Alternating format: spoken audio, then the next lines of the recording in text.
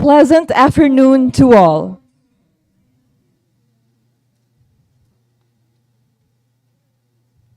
Please rise for the Philippine National Anthem.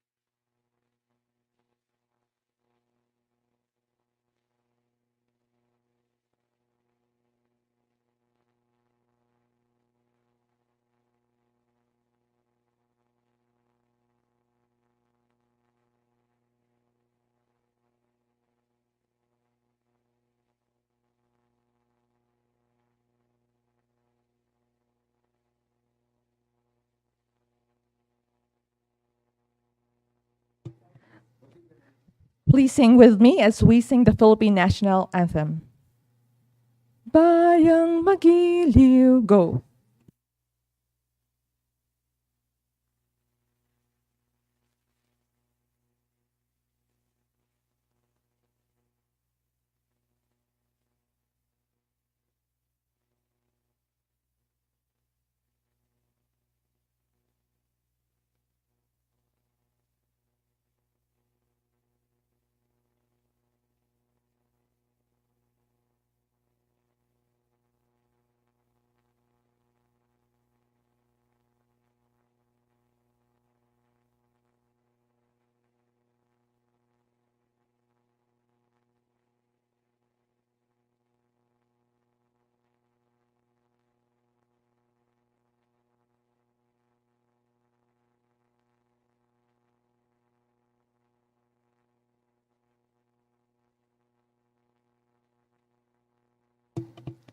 You may now take your seats.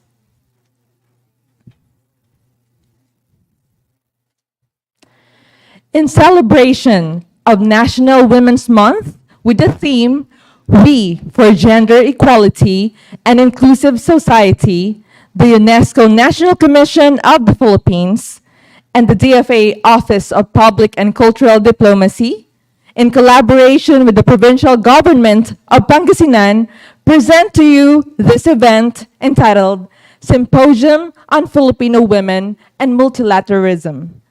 To begin, let us listen to the opening remarks of DFA OPCD Assistant Secretary Arvin De Leon, to be followed by DFA UNEO Assistant Secretary Kira Christian Danganan Azucena. Sir?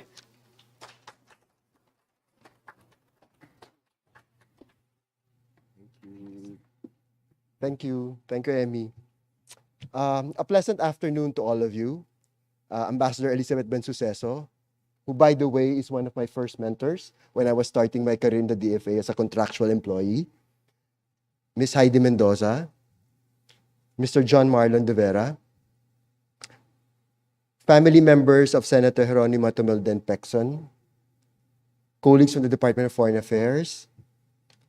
As we celebrate Women's Month this year, the DFA Office of Public and Cultural Diplomacy, or OPCD, and the UNESCO National Commission of the Philippines, or UNACOM, in collaboration with the provincial government of Pangasinan, are proud to present this symposium on Filipino women in multilateralism.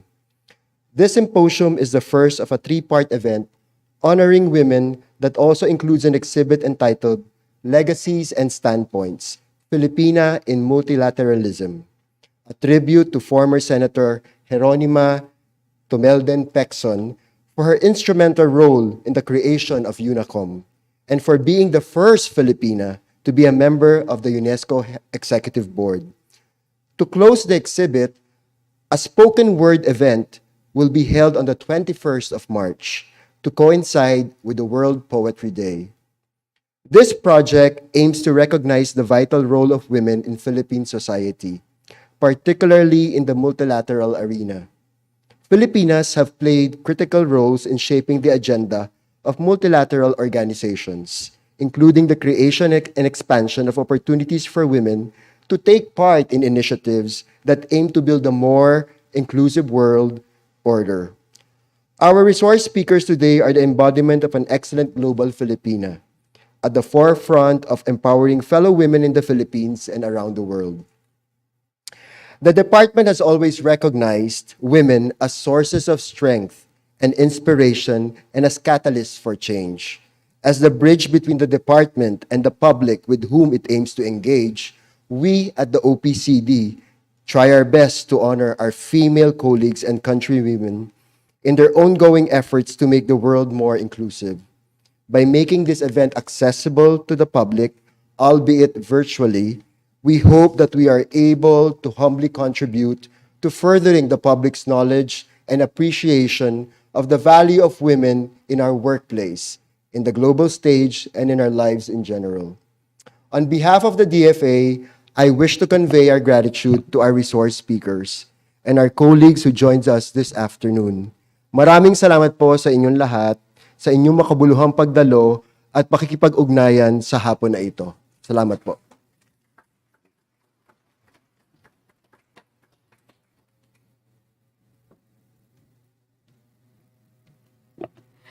Thank you, Assistant Secretary De Leon. And now I would like to request DFA UNEO ASIC, Ma'am Kira.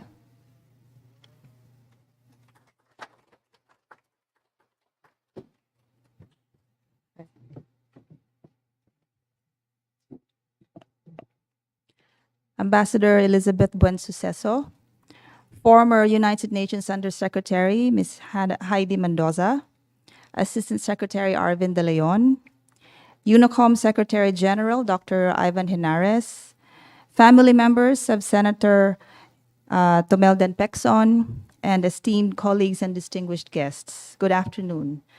Allow me to greet you first a happy Women's Month.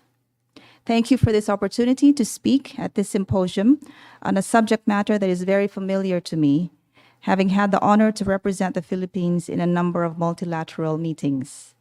I continue to do so now as Assistant Secretary of UNEO, the Department's Office for United Nations and International Organizations, in helping address global concerns through the lens and for the benefit of the Filipino people.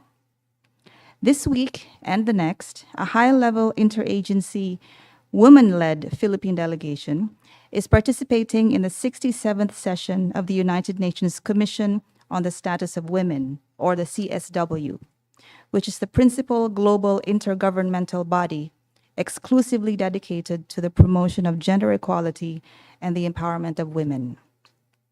Recognizing the importance of the CSW and the many good practices and experiences the Philippines can share with the world on women's rights, the Philippines has been endorsed by the Asia-Pacific Group in New York to chair the 68th session of the CSW next year. This reaffirms the leadership of the Philippines on gender equality and women's rights agenda. This leadership, in many ways, is the result of the hard work of trailblazing Filipino women diplomats in the multilateral arena. In 1995, Professor Patricia Liquanan chaired the CSW that year, which served as the preparatory body for the UN Fourth World Conference on Women in Beijing. She went on to chair the main committee that negotiated the landmark Beijing Declaration and Platform for Action, a document for advancing women's rights and gender equality worldwide. Professor Liquanan followed in the footsteps of a number of remarkable Filipino women that blazed the trail in multilateral work in the United Nations. The late Senator Leticia Ramos Shahani served as the Secretary General of the World Conference and the UN Decade for Women in 1985. The late Purificacion Kisumbing served as the chair of the UN Commission on Human Rights in 1990. Our very own Ambassador Rosario G. Manalo is widely recognized as a champion of women's rights. She co-drafted the Convention on the Elimination of Discrimination Against Women and chaired the committee that oversees its implementation. She also had a direct hand in the creation of the ASEAN Intergovernmental Commission on Human Rights, and not least in the drafting of the ASEAN Charter itself. Ladies and gentlemen, as a founding member of the United Nations and ASEAN, the Philippines values multilateralism as a pathway to realize our aspirations for Filipinos and for peoples around the world through mutual respect and understanding and cooperation. In this important work, Filipino women diplomats are right in the center. Our esteemed speakers today are prime examples. Ambassador Buensuceso and Undersecretary Mendoza personify the classic Filipino woman multilateralist. Competent, versatile, knowledgeable, articulate, credible, bold, confident, and poised.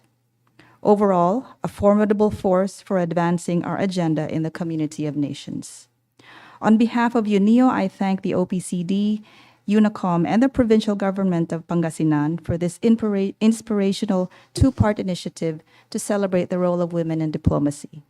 We look forward to the opening later of the exhibit to honor Senator Jeronima Tumelden Pecson, the first Filipino and first woman to serve on UNESCO's executive board in 1950. May this afternoon's activity shine the spotlight even brighter on this particular aspect of her story, indeed a fitting celebration of Philippine Women's Month. Thank you and good afternoon.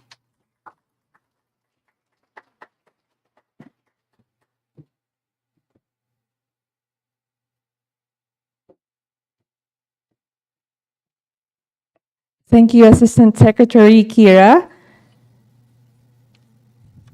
As an additional information, the theme for National Women's Month this year until 2028 is also aligned with the Philippine Development Plan 2023-2028, which aims for deep economic and social transformation to invigorate job creation and accelerate poverty reduction by steering the economy back on a high growth plan. So we now proceed to the highlight of this event. We have a distinguished set of speakers today who will be sharing with us their insights on Filipino women and multilateralism. This symposium aims to recognize the works of notable Filipinas who contribute significantly in the formation of a strong bedrock for gender equality. At this point, it is my honor and privilege to introduce to you our first resource speaker, Ambassador Elizabeth Buensuceso. Ambassador Buensuceso is the Philippine eminent person to the high-level task on ASEAN Community's post-2025 vision. She is a well-known and experienced Filipino diplomat who has been with the Philippine Foreign Service for more than 40 years and coordinated European and ASEAN affairs. Her rich working experience includes positions such as the DFA Undersecretary for Bilateral and ASEAN Affairs.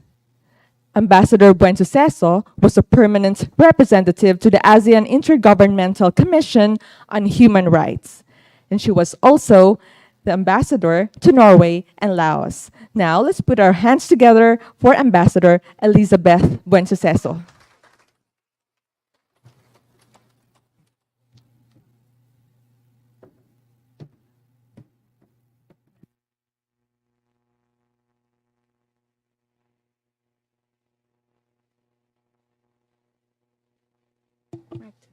Maraming salamat sa iyong very generous words.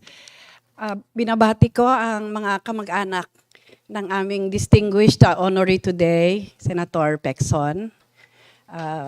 Nagpupugay po kami sa inyo and the government of Pangasinan. And I thank you. Hindi ko sukat akalain na itong anak ko nung araw ay Assistant Secretary na siya. So Alvin, and of course Assistant Secretary, and fellow resource person, Undersecretary Mendoza, and to all the women in the room, Happy Women's Month. I also greet the men who are supporting, who are our constant sources of support and inspiration. Kayo po ang aming inspirasyon. So, binabati ko din kayo ng Happy Women's Month. Pinagmamalaki ko, I was, only yesterday I just arrived. Pinagmamalaki ko doon, ang Pilipinas, hindi kami International Women's Day. We don't celebrate International Women's Day. We celebrate International Women's Month. Okay. Tinitingnan akong mabuti ni Asek Alvin kasi alam niya, mahaba ako magsalita. Kaya, iiksian ko lang, kindatan mo lang ako pagtatapos na ako. Anyway, thank you for allowing me to be part of your very important event. The DFA has long recognized the importance of putting women on an equal footing with men. This is the reason why, apologies to our guests from other agencies of government, the DFA is considered the premier government agency in the government bureaucracy. Totoo naman, no? Sabi ni Secretary Locsin noon, hindi siya primus inter pares. Primus lang. But I will concede, primus inter pares. Anyway, we envision more women to participate fully in the decision-making process. It is interesting to note that in the ASEAN capitals, so we are committed to putting women in key positions. As of 31 December 2022, mas maraming babae sa DFA. 59.35% of the total DFA personnel are women and 40.65% are men. Okay. Ito kagabi ko lang naisip to eh. In ASEAN capitals, next slide, dalawa lang ang lalaki. The male ambassadors are an endangered species. In Indonesia, we have 2 women ambassadors. Our PR to ASEAN, Ambassador Joy Quintana. Our ambassador to Indonesia, Ambassador Gina Moralin. Our ambassador to Thailand, Ambassador Tinta Paredes. Our ambassador to Laos, Ambassador Dina Matong. Our ambassador to Brunei Darussalam is Joy Tirol Ignacio. At ang nabalitaan ko ay ang magiging ambassador yata natin sa Malaysia ay babae din, no? So talagang endangered species yung mga lalaki. Dalawa lang ang lalaki. But you are our equal partners, no? Okay. Also, I note that I think she's the first woman ambassador to Qatar, no? Ang ating ambassador sa Qatar. Since 2020, the department has provided scholarships to women officers who wish to enhance their leadership and management skills. One very recent example is a trailblazing young FSO who just graduated with a master's degree in digital diplomacy from Korea's Yonsei University under a COICA scholarship. Her name is Ramona Jose Bulyeser. Andiyan ka ba, Ramona? Ayun siya, oh. So siya yung example ng binibigyan ng opportunity ng Department of Foreign Affairs para magkaroon ng kakaibang skills. Kaya si Ramona, when she was tasked to assist me in 2019, kilig na kilig siya kasi sabi ko, ayaw ko na magpiprint ng papel. Google Drive tayo. Yun pala ang love niya, digital diplomacy. Anyway, this will be the leaders of tomorrow. Alam niyo po, sabi kanina, ay ang bagong assignment ko ay Philippine eminent person representing the Philippines at the high-level task force that is charting the future of ASEAN. How will our people, how will our region look like, and how do we respond to these challenges and needs up to 2046. So nakikita ko ang future natin, especially the future of the Foreign Service in young people like this. A long time ago, you were also young, like her. So look at you now, leading the department in your respective fields. Our track record as an institution bears this out as we deliberately and consistently promote women's rights and gender issues in our bilateral and multilateral engagements. Kanina, kinwento ni Assistant Secretary Kira na isang veterana ng United Nations ang kanyang insight sa ating engagement in the UN. Our commitment to this advocacy is unshakable and is deeply embedded in the DNA of every Filipino diplomat, woman or man. We have a number of initiatives in ASEAN, but I don't have time to discuss them all. I will just mention to you those that I have had direct participation in.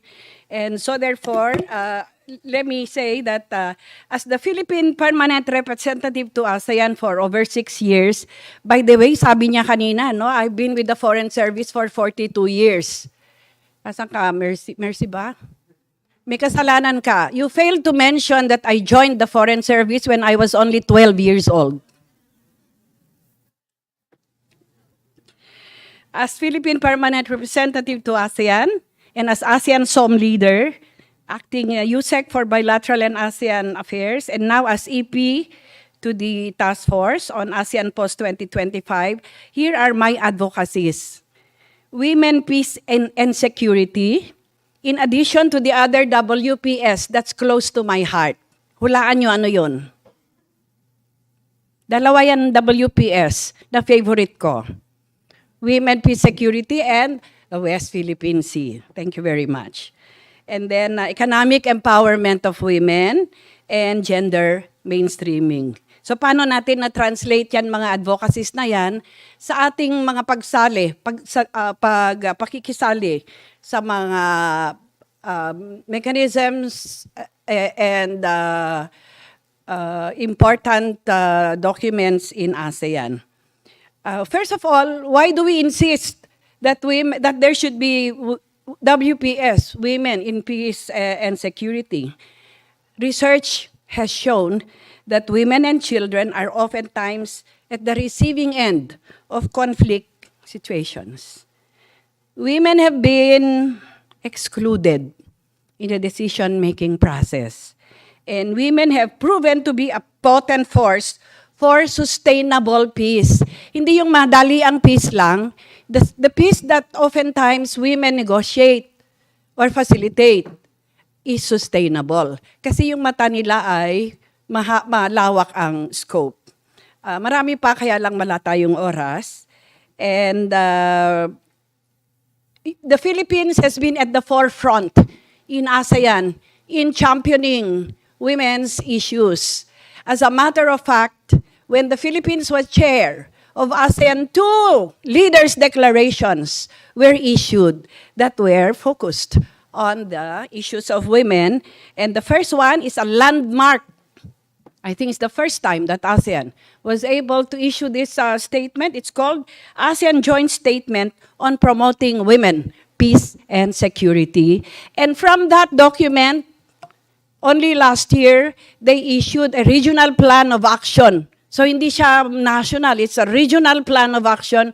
Long time in the making, but it happened last year, and it was based on the Philippine-inspired or Philippine-initiated ASEAN Joint Statement on Promoting Women, Peace, and Security, issued during our chairmanship. And the other one, kasabay niya to, landmark or milestone agreement, was the ASEAN Declaration on the Gender-Sensitive Implementation of the ASEAN Community Vision 2025. Anong ibig sabihin ng mainstreaming?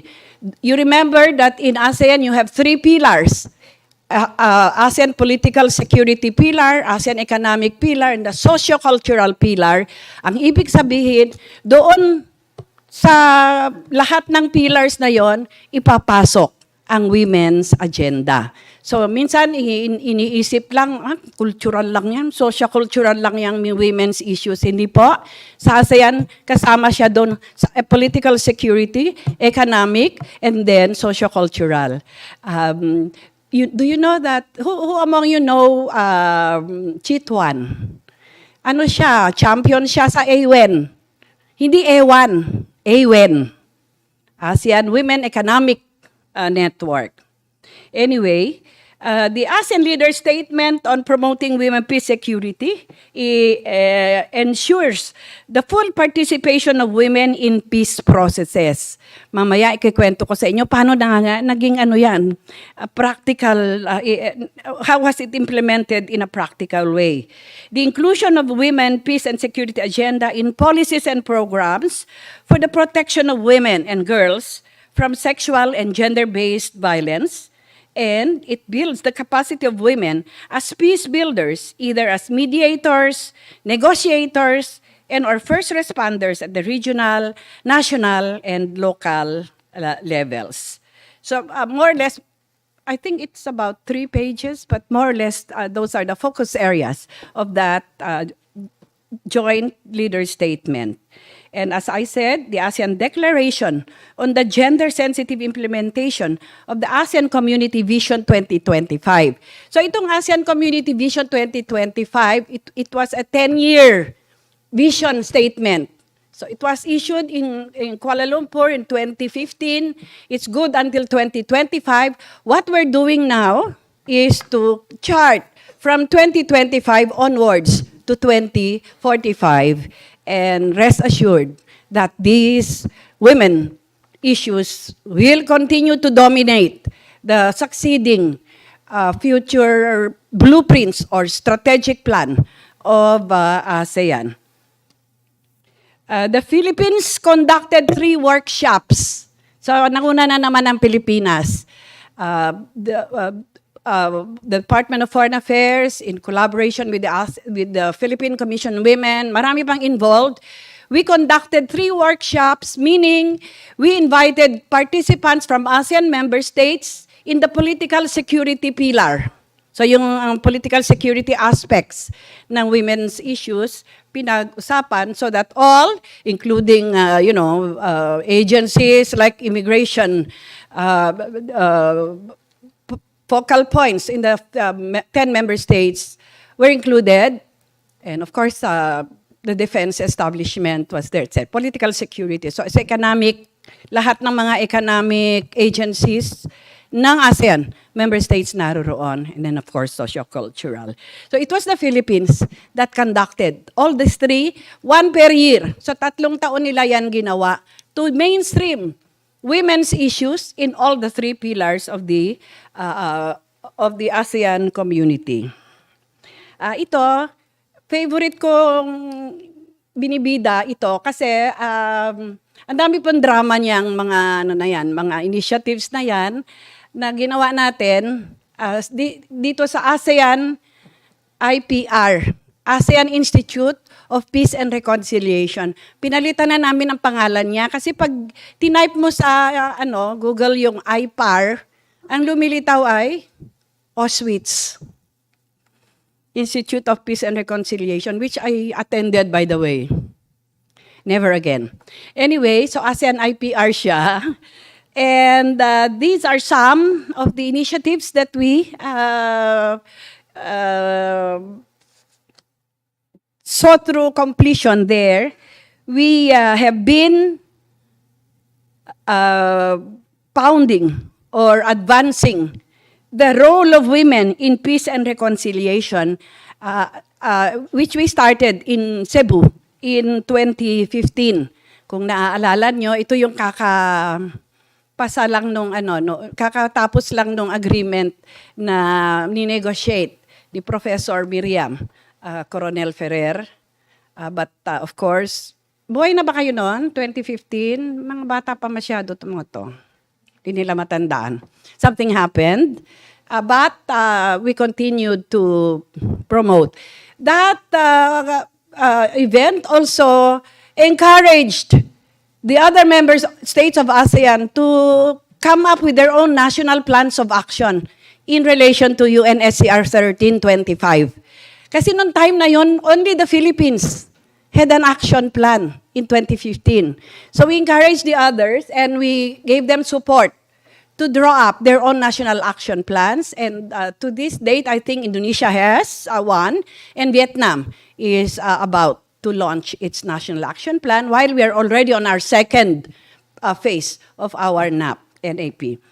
Anyway, yun ang ginawa natin. We encouraged our fellow member states in ASEAN to have their own national action plan in relation to UNSCR 1325. We also, our office in Jakarta, also put up the symposium on the plight of women and children in conflict situations, which we held here in Tagaytay in 2016.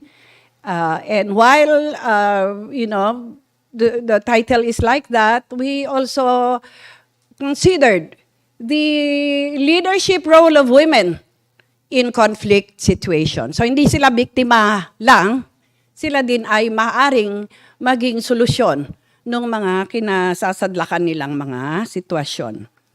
And this one is my baby. The Symposium on the ASEAN Women for Peace Registry, OPAR. I call it Awesome OPAR. And the launch of the OPAR in 2018, and we conducted a mediation training for women in February 2019. Although the men said, paano naman kami? Sali nyo naman kami. So hindi na lang nilagay na mediation training for women, but it was mostly for women. Okay. Let me recount to you how we were able to come up with the ASEAN Women for Peace Registry. And it is a classic example of multilateralism. Diba? Sabi kanina ni Asek Kira, yung multilateralism ay isang established na diplomatic approach to the solution of not just national but regional issues. So, of course, in ASEAN, I don't know of any more diverse grouping of people than the ASEAN member states. We're different in our religions, our languages, our systems of government, level of economic development. Magkaiba pa nga ang budget cycle. Paano nagkakasundo-sundo yung mga 10 na yan? Yung iba, ang budget month nila ay July, yung iba April, buti nga tayo, nagbalik na tayo sa January, But there is no grouping that is more diverse than ASEAN. And yet, many academics dismiss ASEAN as a slow-moving, irrelevant regional organization. But I tell you, ASEAN is the only viable and most important regional organization, if not in this region, if not in the world, in this region. We have kept the peace for the last 55 years of ASEAN's existence when we have all the reasons to hurl missiles at each other like what most countries in other regions do. Ang dami-dami nating pwedeng pag-awayan. Alam nyo na ang kwento tungkol sa Sabah. Hindi ko na ikukwento, alam nyo na pala eh.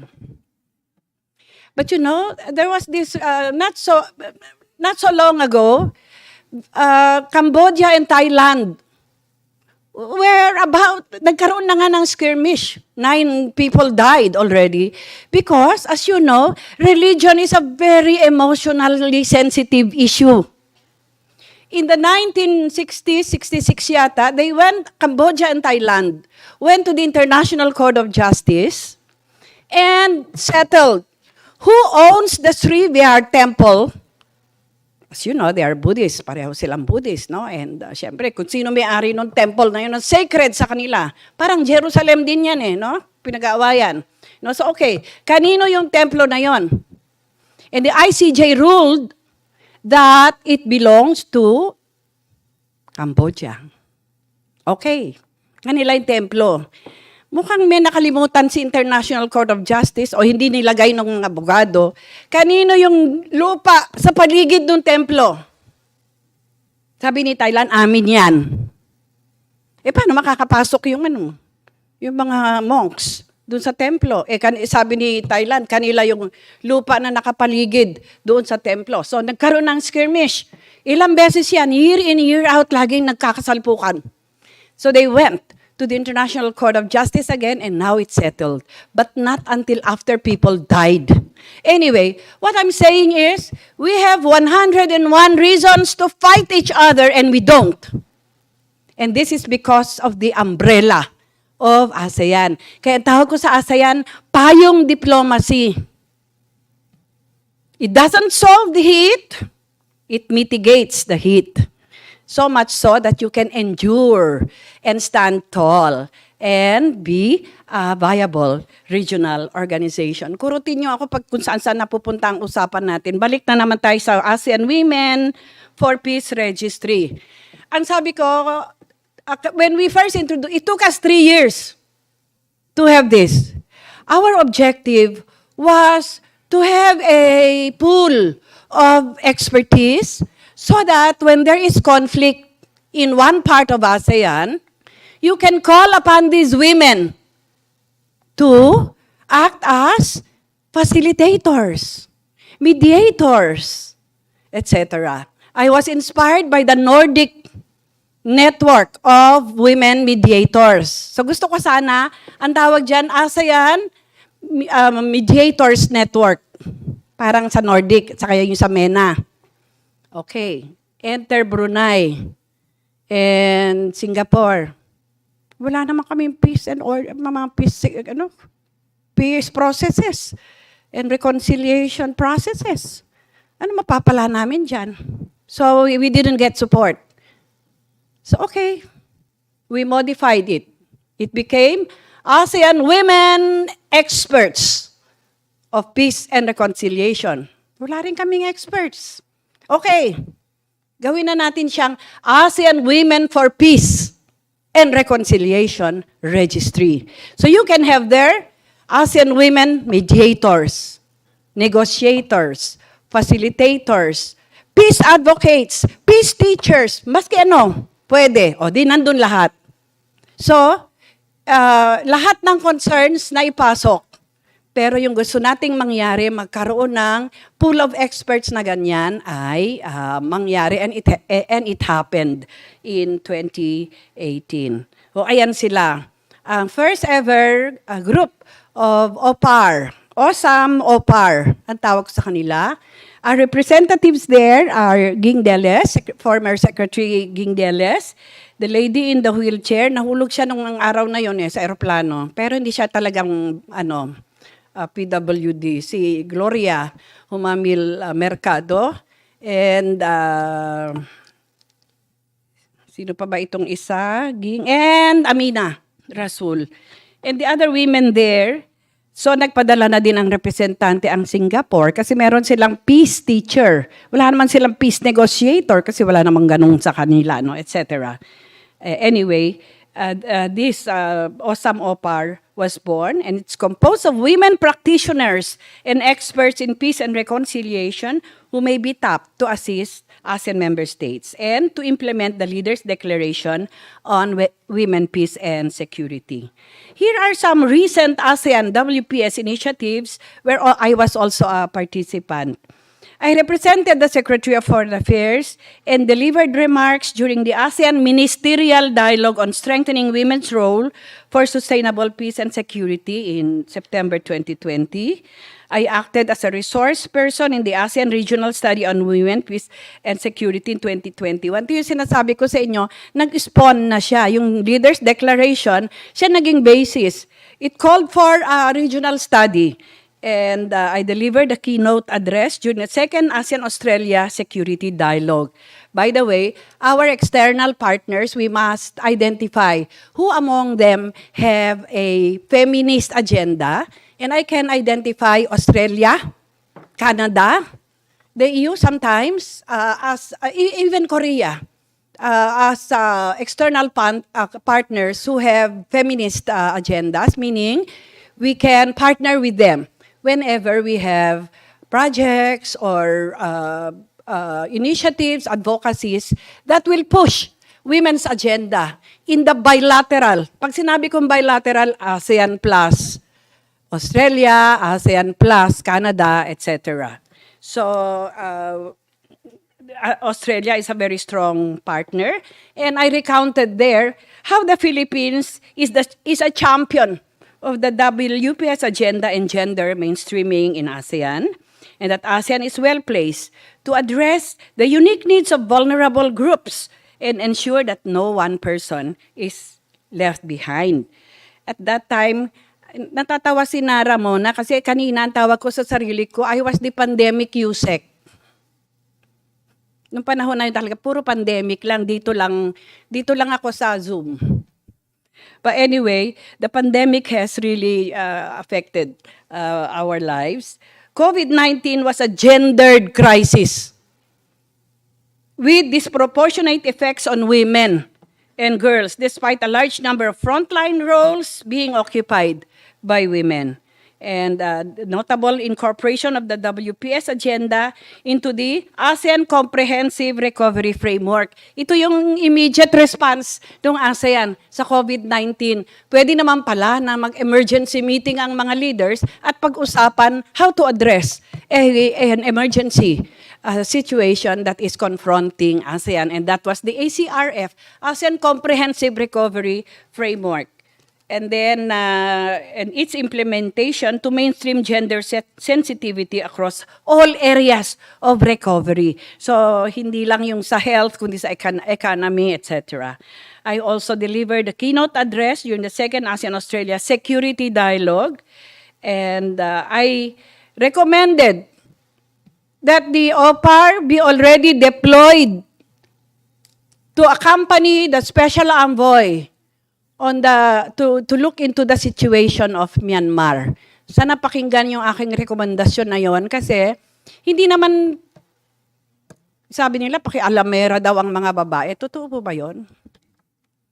Kaya nakikialam lang kami kapag meron kaming maitutulong sa solusyon. Ang ibig ko sabihin, iba yung mata.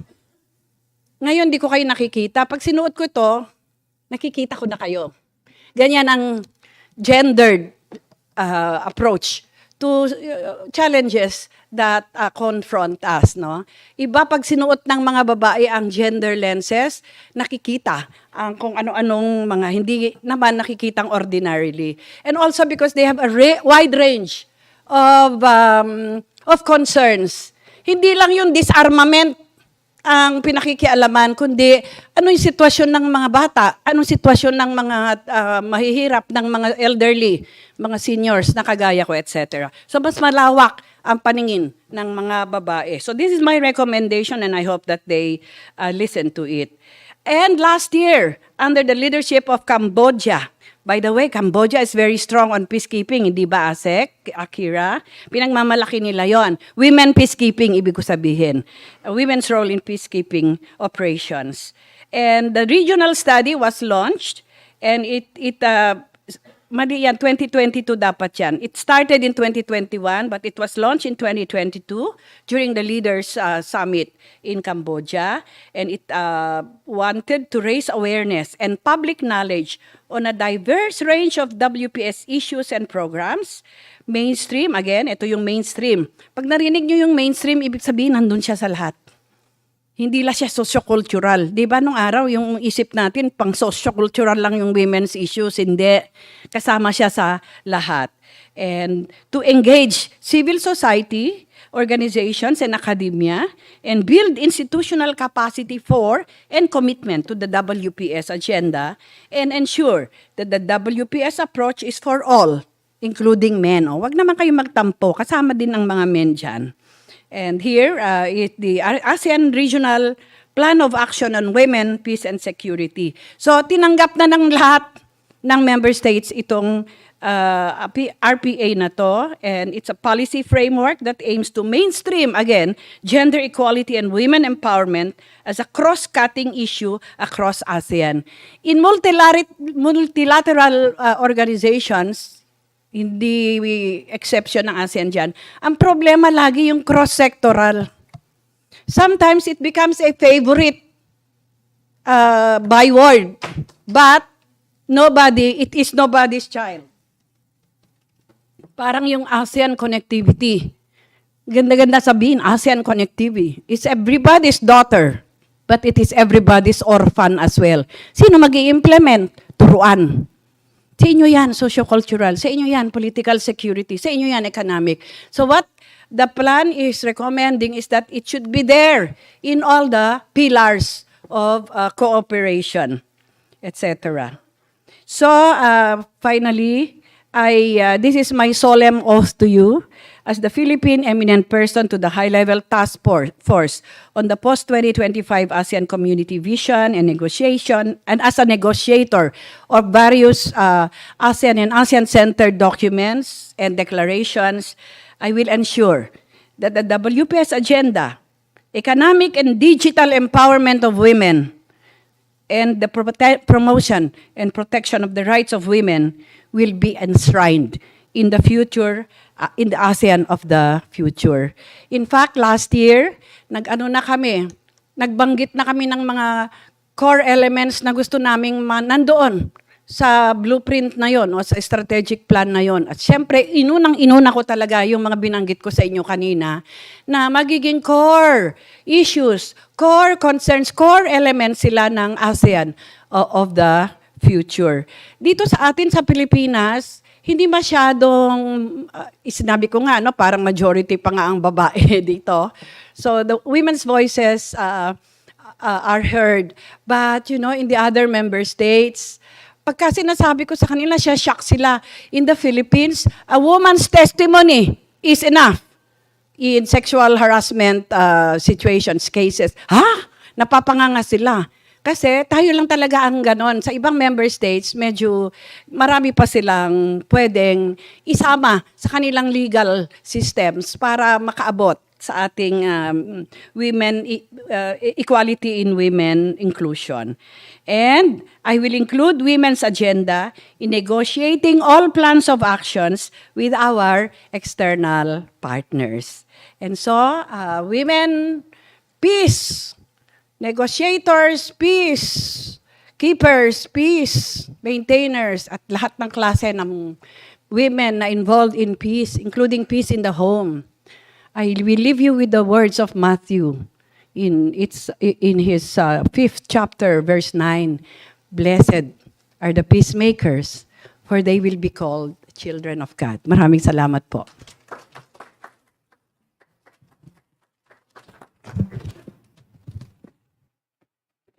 Senior citizen.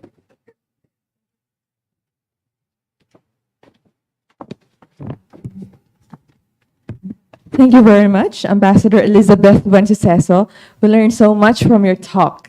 Yeah, about the two definitions of WPS and the vital role of ASEAN in promoting peace and security, in sustaining progress, and in the protection and promotion of the rights of women.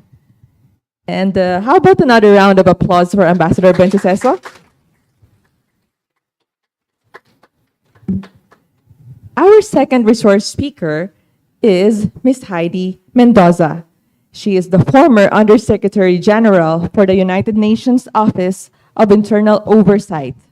She was Commissioner and Officer in Charge of the Commission on Audit of the Philippines from 2011 to 2015. In October 2015, she was nominated by UN Secretary General Ban Ki-moon to head the United Nations Office of the Internal Oversight Services.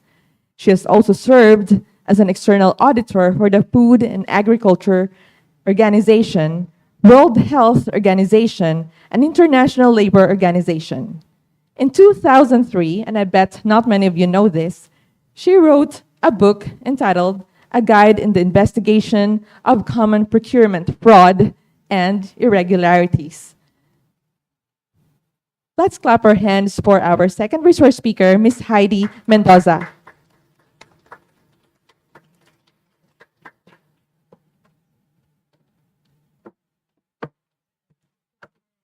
Yes.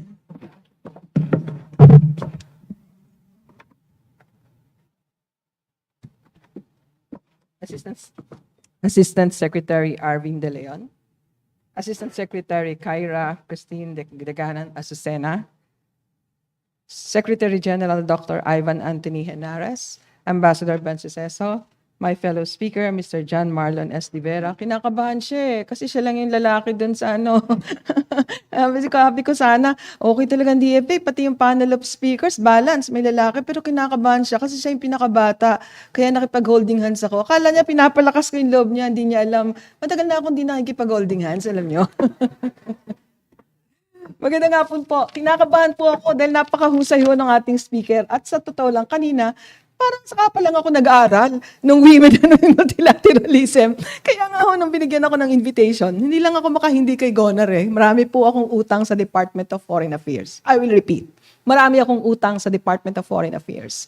Andyan po ang utang ko kay Gonar, kay Secretary Albert L. Rosario, kay Ambassador Iparigire, Tess de Vega, kay Ambassador Cecil Rebong. Sila po yung mga nakasama namin sa campaign nung nasa Commission on Audit ako. Kaya bilang pagpupugay, bilang pagbabayad ng utang, andito po ako ngayong hapon. At tuwang-tuwa ho akong tumayo sa gitna ng flag ng aking bansa at ng flag ng United Nations.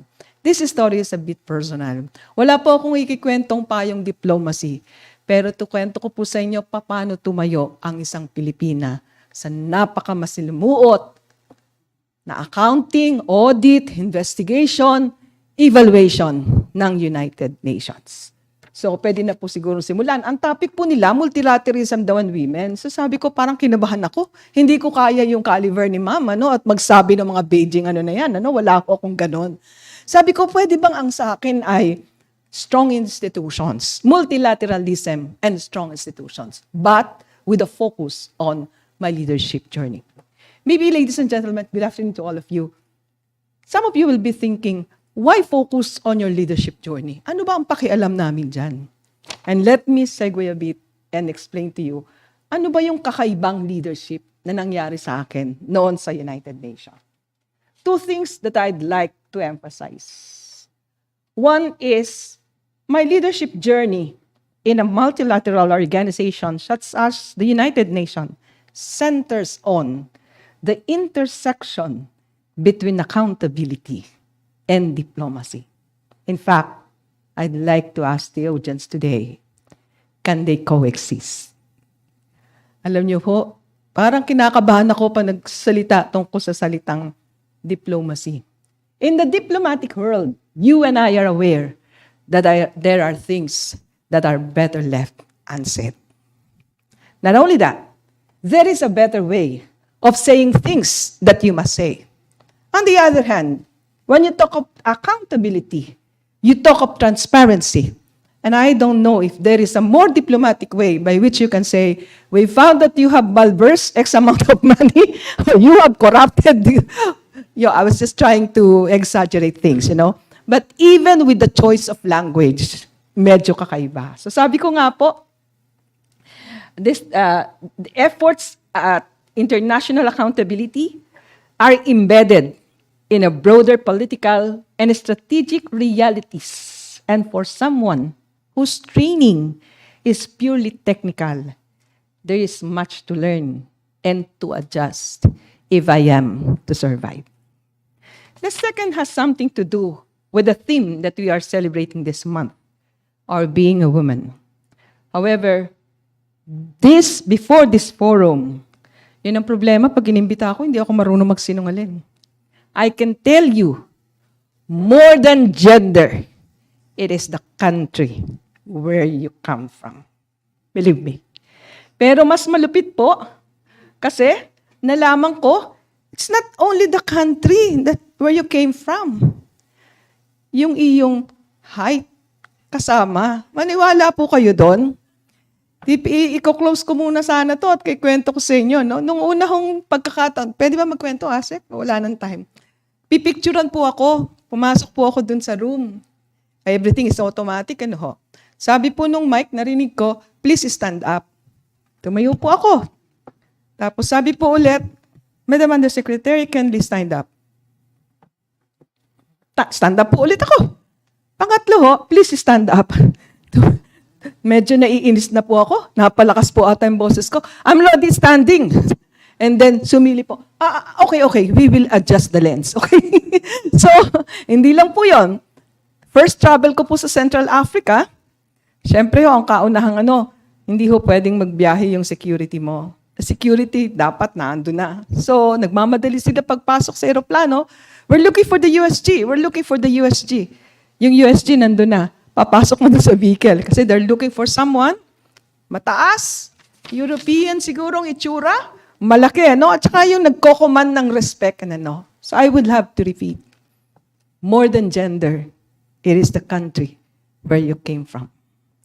Now, hindi ko mabasa yung slide dun sa Pasensya na po kayo, Magsishift po ako na magsishift.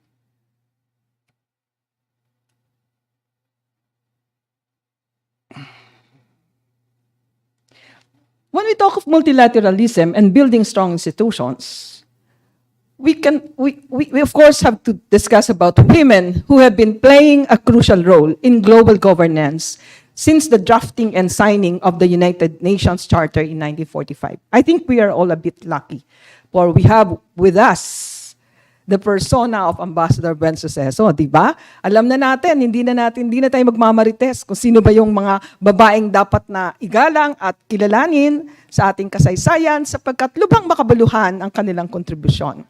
A number of women held senior positions in the United Nations.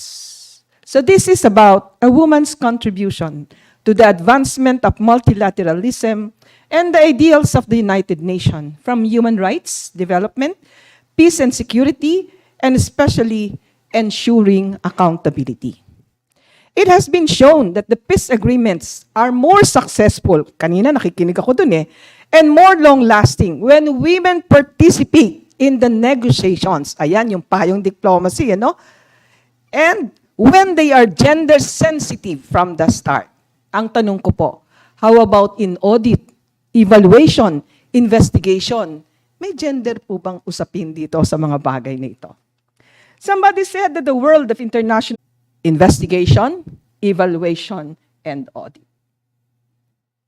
Now, flash on the screen are the challenges to international institutions. You have challenges with regards to the effectiveness of international organizations. We have witnessed a lot of issues on this. The legitimacy of international organizations. And of course, the very complex global governance. Okay? The institutions of global governance are mostly intergovernmental.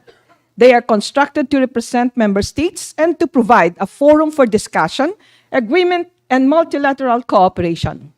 In global governance, no actor can claim to have been directly elected by voters, nor are many institutions subject to the normative restraints or check and balances of a public office. Multilateral organizations grapple with an unwieldy structure of government representation behind which most decisions are made by a small group of powerful states using a combination of formal and informal influence. Now, talking of accountability in global governance, it is a bit complex and difficult to achieve. Not to mention the very complex responsibility of multilateral organizations. The accountability framework, the operation of multilateral organizations is so fluid that at times it cannot catch up with a very rigid accountability framework. Ilang beses ko pong naranasang isumpa ng Department of Foreign Affairs yung mga nasa mission, yung tinatawag nating procurement law, di ho ba? So yan po yung sinasabi kong accountability framework and the fluidity of the operations ng The international and national architecture of anti-corruption institutions. If I may stop a bit, Ang kaunahan po naming in-investigate, pagpasok ko, pumutok po nun yung sexual exploitation and abuse. And hindi ko ho alam, lahat ho ng pumunta sa aking opisina, ang sinasabi nila, I do not know if I will congratulate you because this is not the right time to join. Ano naman po ang gagawin mo? Kung ikaw ay Pilipino, nanginginig ka pa dahil winter, sasabihan sa iyo na hindi naman kita ma-congratulate dahil parang hindi ito yung tamang panahon na mag-join ka. Dahil ang United Nations noon ay napakalakas ng kontrobersiya doon sa tinatawag nating sexual exploitation and abuse. Madali lang naman po sana. Kung iimbestigahan lang, kaya naman po. Siguro naman po meron tayong naipakitang credibility at experience pagdating sa bagay na yan. Subalit may kakaiba pong nangyari. Kung kaya nga po sabi ko, parang yung challenge sa akin, hindi lang doon sa aking gender, hindi lang doon sa aking bansa, doon din sa environment ng aking pagpasok. Yun po yung opisina ko noon ay may tinatawag pong at the height of a brewing internal war of investigators. Where no less than the Undersecretary General ay tumakbo sa management meeting sa the highest body of the United Nations at nagtanong kung ano ang solusyon. Ito po yung tipong gusto nang i-dissolve yung office kung saan ako pupunta. At yung buong entire senior officers ng UN ay nag-iisip kung paano isosolve yung problema. Because they are into the midst of a brewing sexual exploitation and abuse. But your office that is tasked to investigate, audit, and evaluate has its own internal issues. In other words, it is an issue of credibility. It is an issue of trust. And unfortunately, the office then is being hounded by the so-called a culture of mistrust. Wala po yata akong kayang ipagmayabang sa aking nagawa doon, except siguro patayasin ang kredibilidad ng opisina, ng investigasyon, audit at evaluation sa panahong kailangan ang pagtitiwala sa isang multilateral na organisasyon. So what is UN doing against corruption? Siguro i-slide ko na lang kasi I know you're very familiar with this. Baka pwedeng mag-concentrate na lang tayo doon sa aking mga naging karanasan. At alam ko naman doon kayo interesado. Nung binigay po sa akin yung assignment ni Gonar, ang una ko pong inisip, ano nga bang ginawa kong kakaiba bilang babae? Kasi ito yung gusto kong tingnan eh. Ano yung role, yung special ng contribution ng women? For example, in the art of investigation. Ang kaano ko pong nakita, and I think I have to highlight this. When you are investigating sexual exploitation and abuse, it is very important that the investigator can be trusted by the victims. Sabi ko, ayun ang mahalaga. Kasi kung babae ka, na-rape ka, parang nakakahiyang ikwento mo sa lalaking investigador, tinanggalan ako ng so-and-so, etc. No? I do not want to be very, but you know how it feels, right? So ang first contribution natin siguro, lagyan natin ng mga kababaihan. Magdala tayo ng mga investigators na babae. There is one big question. This is Central Africa Republic. And the women have to stay there. You know why? Disperse po yung mga victims. And since disperse sila, kasi nagtatago sila, because they will also be condemned by the community. Palalayasin sila sa community. So napaka-critical. Kailangang hanapin namin, nasan yung mga biktima. Hindi lang pwedeng yung tipong dito na nag-file sila ng kaso, ganun. This time, maramihan eh. And the United Nations is being on the spotlight. No? So kailangan maggawa ako ng ibang strategy. So sabi ko, kailangan magpadala tayo ng investigador. Okay lang sana, kaya magstay ng mga lalaki doon sa Central Africa. Yung mga babae, medyo hindi, siguro alam ni Ma'am yan, kung gaano kahirap yung environment. So ang unang question, ang sabi ng mga kababaihan, yung bang USG willing pumunta doon sa field? So it is the first time that the Undersecretary General of OIOS went into Central Africa Republic. So sabi ko, kung saan titira yung investigador, doon din ako.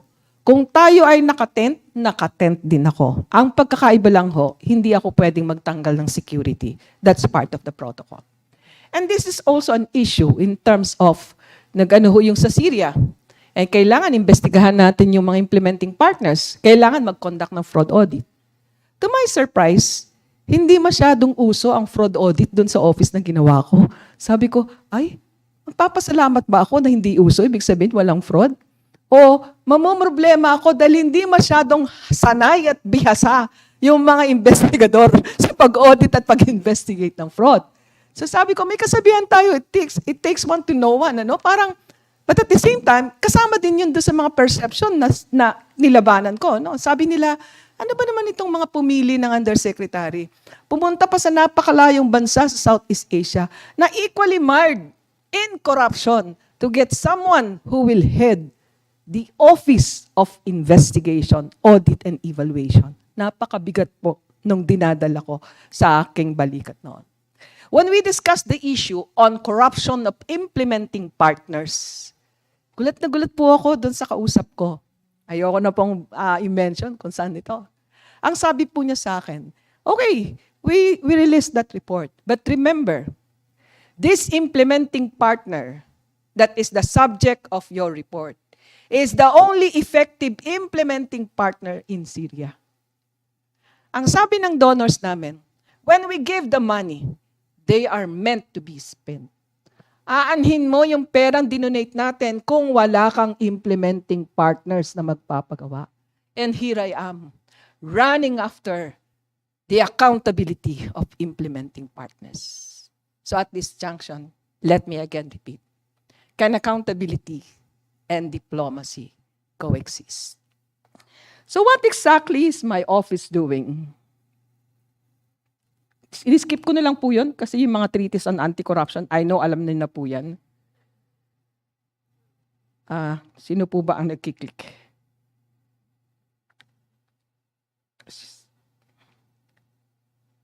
So what exactly is my office doing? We're doing the internal audit, which is providing assurance to management the processes are in place to best achieve the objectives of the activity. To provide recommendations as to how to adjust to processes and then the objectives of the activity.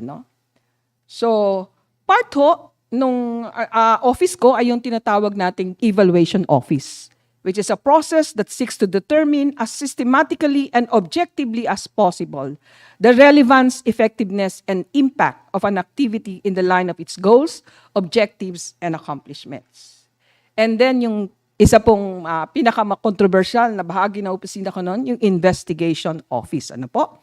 Yung pong investigation, ang nag-investigate ng reports of violation ng United Nations, regulations, rules, administrative issuance, pero fact-finding lang ho, administrative fact-finding lang po.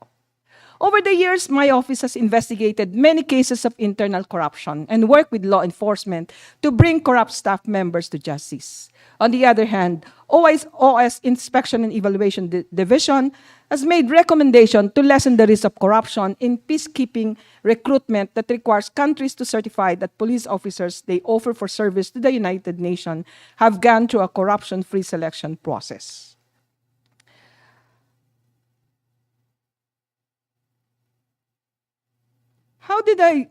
What po yung contribution natin in terms of mainstreaming gender in our key mandates? In terms of audit, we developed tools in auditing gender equality and empowerment. In terms of investigation, we led the United Nations in investigating the sexual exploitation and abuse, which was then, ito yung pinaka-foremost priority ng Secretary General in 2016.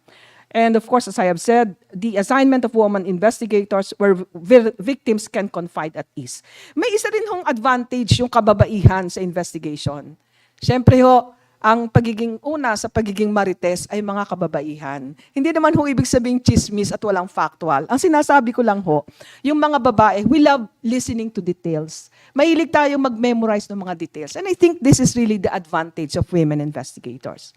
In terms of evaluation, we focus on 3 pillars: the participation, protection, prevention, and 5 outcomes ranging from the mitigation of political violence against women to improvement in public goods and services driven by women leadership. Ganito lang po yung masasabi ko when it comes to mainstreaming. Now, let's talk about impact. OIOS made recommendations on 6 missions, such as developing long-term prevention and short-term protection measures to address political violence targeting women, Siguro sa bansa natin, hindi masyadong ano to. Pero sa marami pong bansa ay medyo matindi po ito. At ito po ay bahagi ng aming na-evaluate, ng aming in-investigate, ng aming in-audit. And part po ng recommendations natin, nagkaroon po ng significant impact dito sa mga ahensyang ito. We develop a mission-specific strategy to promote women's political participation and representation grounded in the evidence-based analysis of the specific country context. And we harmonize data strategy, advocacy, and support efforts with relevant United Nations country teams to further the women protection and security agenda. We also made one important recommendation to the Department of Peace Operations and the Department of Peace Building in Political Affairs to support and coordinate the contextualized women peace and security efforts to the missions to enhance learning and enable knowledge exchange. In terms of response to the Sustainable Development Goal, under my leadership and during my time, we developed an ecosystem for the existence of the internal and external audit of the SDG. You know, yung structure po kasi is this ang mag-o-audit ng SDG implementation sa member state are the external auditors. Ang mag-o-audit ng implementation ng SDG commitments sa internal agencies ng UN ay yung OIOS. Pero wala pong titingin dun sa kabuuan. So ang ginawa ko pong proyekto ay yung tinatawag nating mag-develop tayo ng ecosystem where both the internal and the external audit can coexist. So the Evaluation Office has conducted a baseline review on the preparedness of the UN Secretary Office and the responsibility for supporting the implementation of SDG. Inalam natin, ano-ano sa mga UN agencies ang merong tinatawag na readiness o kakayanang mag-support sa implementation ng SDG. The evaluation report provided insights to the International Organization of Supreme Audit Institutions on the appropriateness of identified intervention of an individual UN entity, adding value to the global SDG implementation efforts. And on the other end, the Intosai report has provided information as to the extent in terms of the national government leverage support of the UN system and multilateral institutions. In other words, hinarmonize po natin yung report ng internal and external audit. If I am to go back and I am to ask myself, ano po yung kakaibang ginawa ko as leader ng isang multilateral organization? Siguro ho, ang pinakang mahalagang nagawa ko na masasabi kong kayang-kaya ng kahit na sinong babae, it has something to do with the word audit. Ito daw ho ay coming from the Latin word audire, which means to listen. I left the country in December of 2015. So ito yung magpapasko, kaya malungkot ako, absent ako sa Christmas party. Pagdating ko doon, napakahabang consultation. It was the longest meeting that I had. I had 7-hour meeting with my staff. At ang malupit pa noon, paglabas ko, hindi ako makauwi kasi itinago yung coat ko. Ganon katindi yung nila. Hindi ako makauwi dahil my coat is missing. No? Later on, nung nakauwi na ako, hindi matapos-tapos yung consultation. Kasi there was a deep leadership vacuum that you have to fill in. Kasi nag-awa yung previous USG at yung directors ng office na finifill upon ko. So the first thing that I did was basically to listen. To listen to every gripes, every complaints, everything na meron akong pwedeng makinig. And I'm so surprised. The office has been running for almost 10 years when I assumed office, no? There's the evaluation, investigation, and audit. In its office in Nairobi, yung office ng evaluation at audit, the office of investigation and audit, iisang building lang. But I tell you, hindi sila nag-uusap. They never talk to each other. Bakit hindi sila nakikipag-usap sa isa't isa? Yun pa yung isa kong naging challenge, yung tinatawag nating culture. There are basic issues na parang sinasabi nila tabu or hindi pwedeng pag-usapan sa UN, religion and politics. And yet they play a lot of influence in the very mandate of the United Nations. So nagulat ako, iisa yung opisina, 3 yung division, pero hindi sila nag-uusap-usap. At kokonti lang yung empleyado, there are 300 members, and yet they do not know each other by name. So ano ang first contribution ng Filipina Undersecretary? mag-Christmas party. Nag-Christmas party, sabihin nyo naman, ang alam ko lang mag-party. Mamaya magkikwento rin ako ng medyo may kakwentahan. Sa Christmas party, ang unang laro ko, papangalanan nila yung katabi nila at ikikwento nila kung anong report nakilala yung kanilang katabi. So that's one way of breaking the ice. Second, nagtayo ako ng tinatawag nating consultation one-on-one. Kahit na lalong-lalo na yung mga tao namin sa mission, they have never been to the United Nations headquarters. They have never seen the Undersecretary General. They have never seen the directors or sometimes sa pinakamataas, the team leader. So that is like, tatawag sila, and in 1 hour, they will have a meeting with me and discuss the issues, hindi lang yung organizational problems, pati na yung personal issues. I think this is gender-based, di ba? Para kang nanay na nagbibigay ng meeting, kumbaga kung uso na yung Zoom, nakikipag-Zoom ako buwan-buwan sa kanila. Yun po yung isang contribution na binigay ko sa kanila. The other one, of course, is, sabi ho ng dating presidente, Noy Aquino, alam mo, Hides, hindi ko alam kung talagang hinahabol mo yung mga kontrobersiya. I was barely appointed. Kaka-appoint ko lang ho. And I was given the assignment to investigate and audit the President of the General Assembly. Hindi lang po Presidente ng Pilipinas. Presidente po ng General Assembly. And I was so surprised because I thought all along that we have enough of corruption. And wait until I saw how corruption exists in an office such as that office. And you know, ang nakakatawa dito, they were able to do it in a very simple manner. Alam niyo ho kung paano simple ginawa? Siguro pwede ko ikwento, ano? Hindi naman tayo magme-mention ng mga countries na involved. Nag-open sila ng isang account. Yung account na yon where they ask member state to contribute. Unfortunately, that account is not within the official books of the United Nations. And therefore, every contribution of the member states that went into that account went to the personal and private affairs of the ex-president of the General Assembly and his wife. The pressure was too strong. Too strong because we have to redeem the credibility of the United Nations. And I, for one, I have to raise my flag. Yes, I came from a country marred in so much corruption, with the perception that public servants are corrupt. But I have to show the international servants that we are brave enough and courageous in exposing abuses of public coffers. So, sulatan yung mga member state. Sa loob-loob ko lang, sabi nila, natanggap ba yung dinonate namin? Sa loob-loob ko lang, at eto rin yun because of diplomacy. None of them did ever ask, hello, natanggap niyo po ba yung aking ipinadala? Kasi by diplomatic, pag sinabing mag-donate kayo, donate, di ba? But no one will ask, pumasok ba? Asan ang resibo? You see?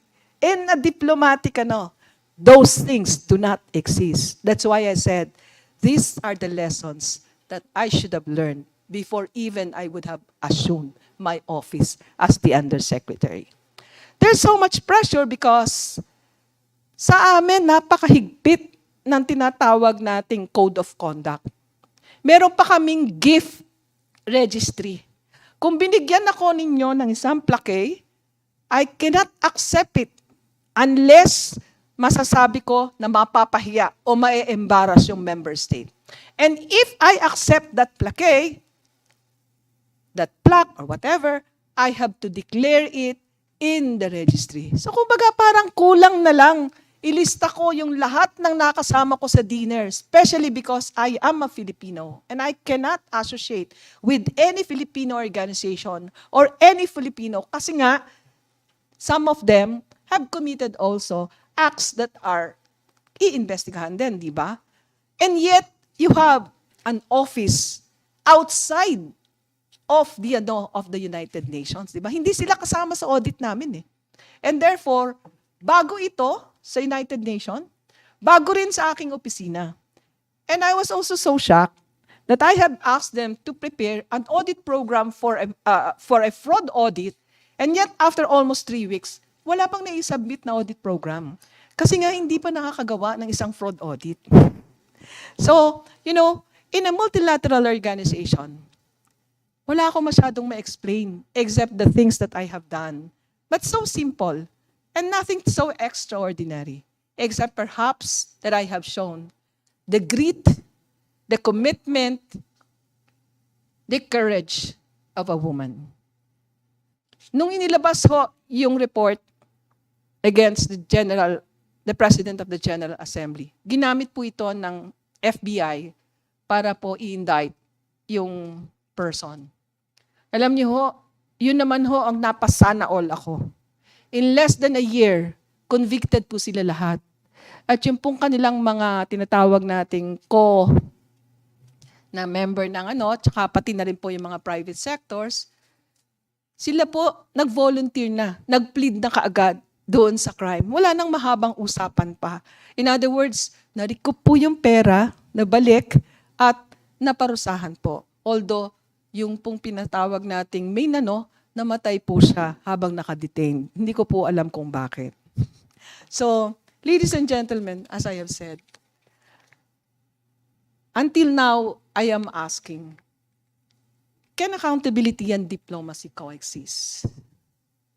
To me, this is still a question. I have my own insights, but I am not ready to share because I do accept that I still have a lot to learn in the field of diplomacy. Magandang hapon po sa inyong lahat. Salamat po sa inyong pakikinig.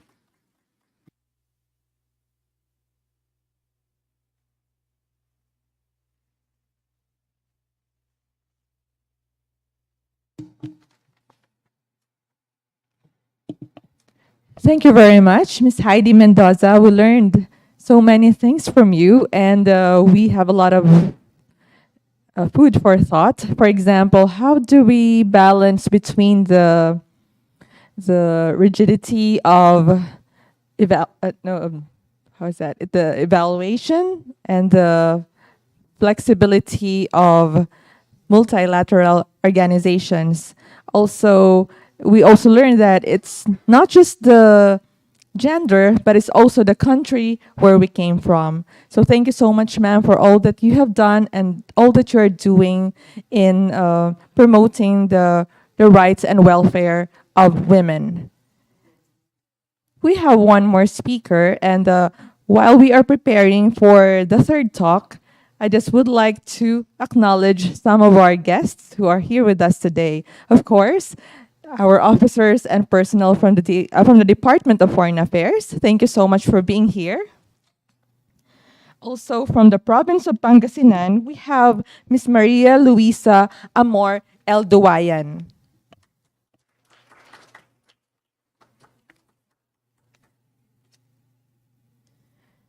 And we have the family representatives of the late Senator Hieronima T. Pecson, Dr. Sheila Alcantara, Mrs. Clarissa Basco, Mrs. April Joy Vicente Torrio, Mr. Dixon Lix Dizon, Ms. Maria Angela Torrio.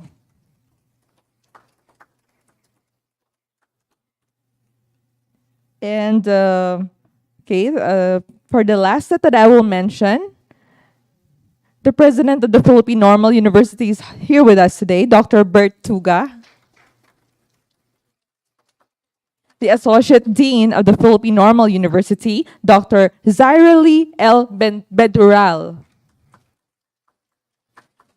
And another associate dean of the Philippine Normal University, Dr. Maria Teresa Manicio. Thank you so much for gracing our event. And I would like now to call our third speaker, Mr. John Marlon S. De Vera. He is a research and admin staff at the Cultural Affairs Division of the Pangasinan Provincial Tourism and Cultural Affairs Office. He is an active member of the Youth for Pangasinan Heritage, also called Y4PH. And he is currently pursuing a graduate degree in history at the College of Social Sciences and Philosophy in the University of the Philippines in Diliman. Let's put our hands together for Mr. Jan Marlon S. De Vera.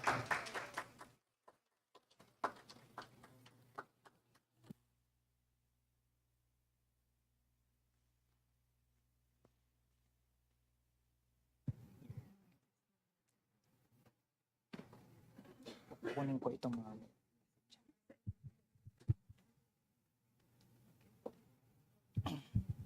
Sound check. Sound check. Okay po. To all our esteemed dignitaries who are present here today, to my distinguished co-speakers, to all of us all here, masanton nga ron si katayo namin, a pleasant afternoon to each and everyone. For this afternoon, my topic for my talk is the woman na bida po sa ating exhibit for today in the next 2 weeks. And the title of my talk is Lingawan Subilay Tan Agawan ng Imay, or for English, Looking Back at the Life and Works of Jeronima Tumelden Pecson.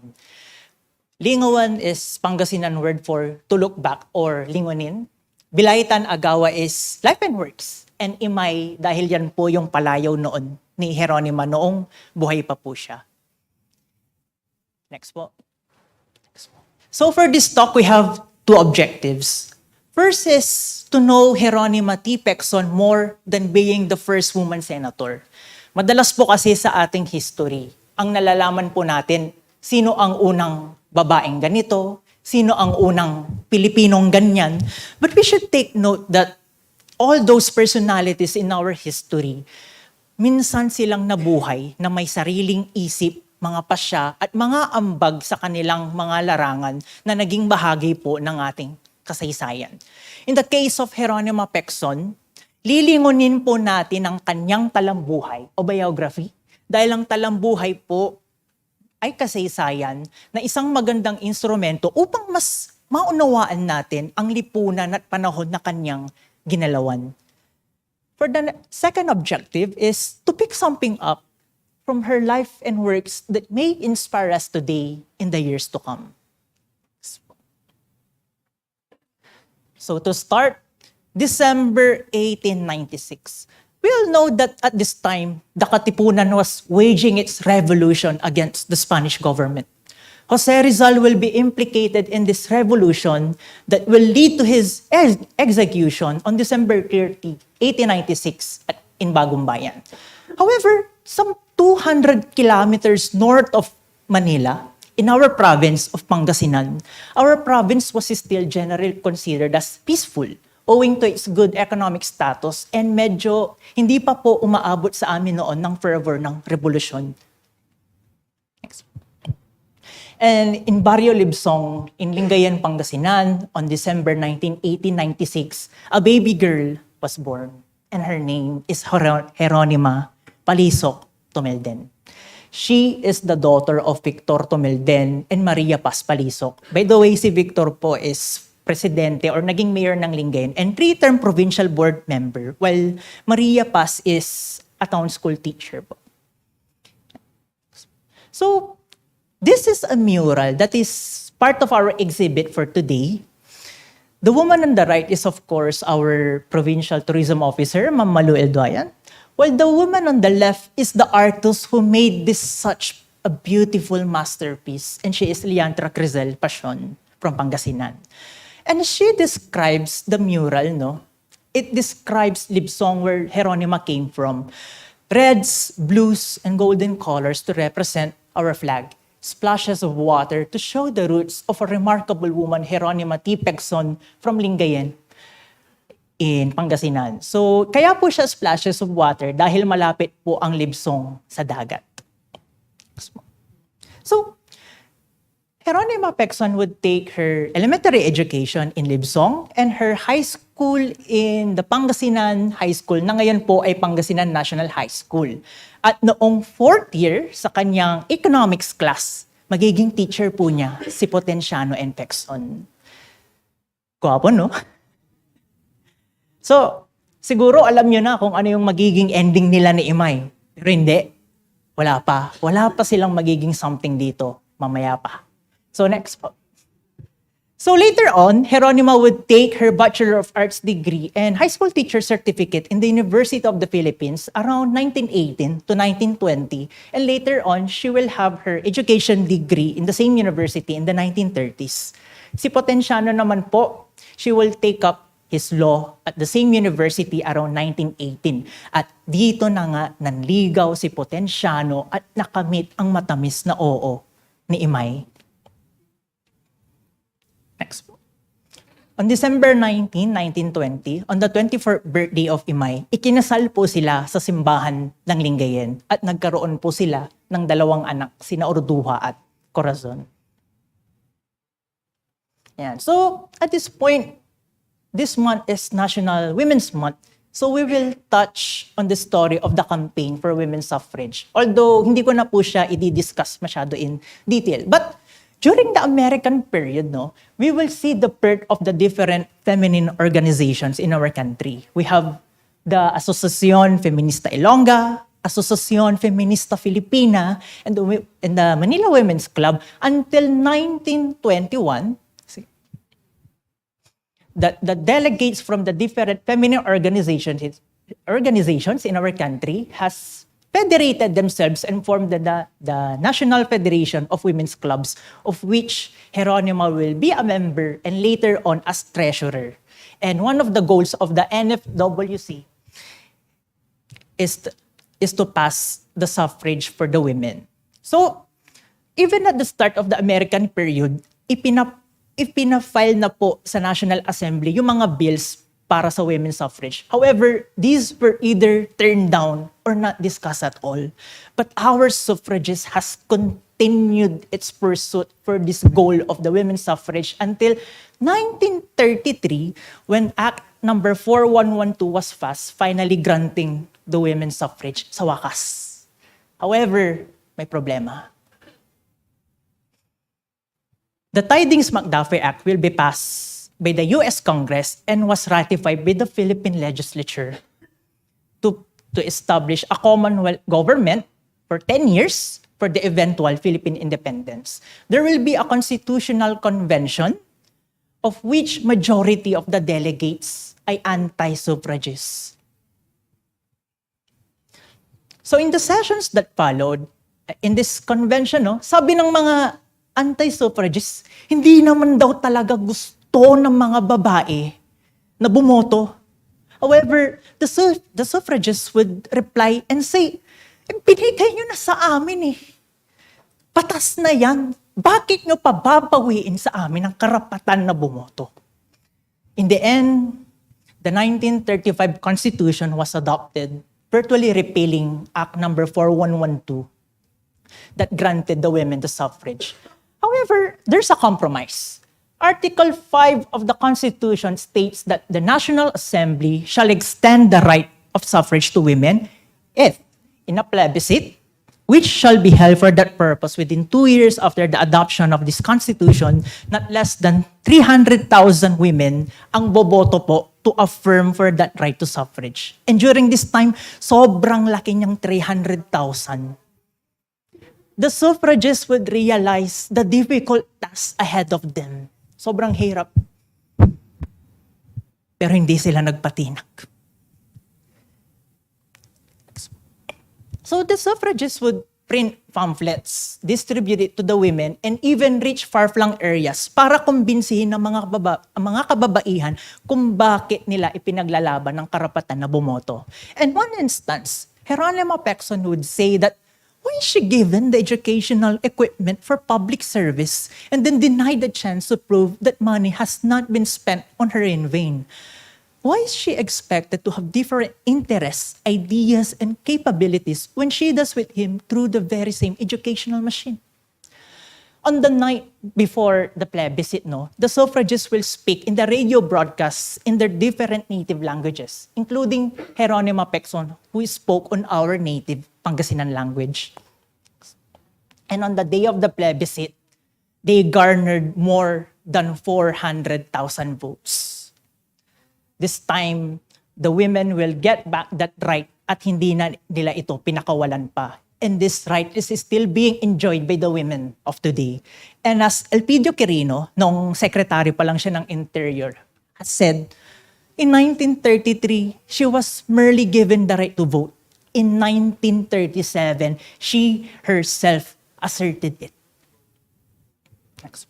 So, we will see the first women in elected positions. We have Carmen Planas, first woman councilor in Manila, and Eliza Rosales Ochoa, first congresswoman from Agusan. Mayroong balita noon o chismis na si Jeronima Pecson ay tatakbo bilang first district representative ng Pangasinan dahil naging first district representative po kasi noon yung asawa niya. However, ayaw daw ni Imay, ayaw daw niyang pumasok ng politika. But hindi niya alam that years from now, mas mataas yung papasukin niya.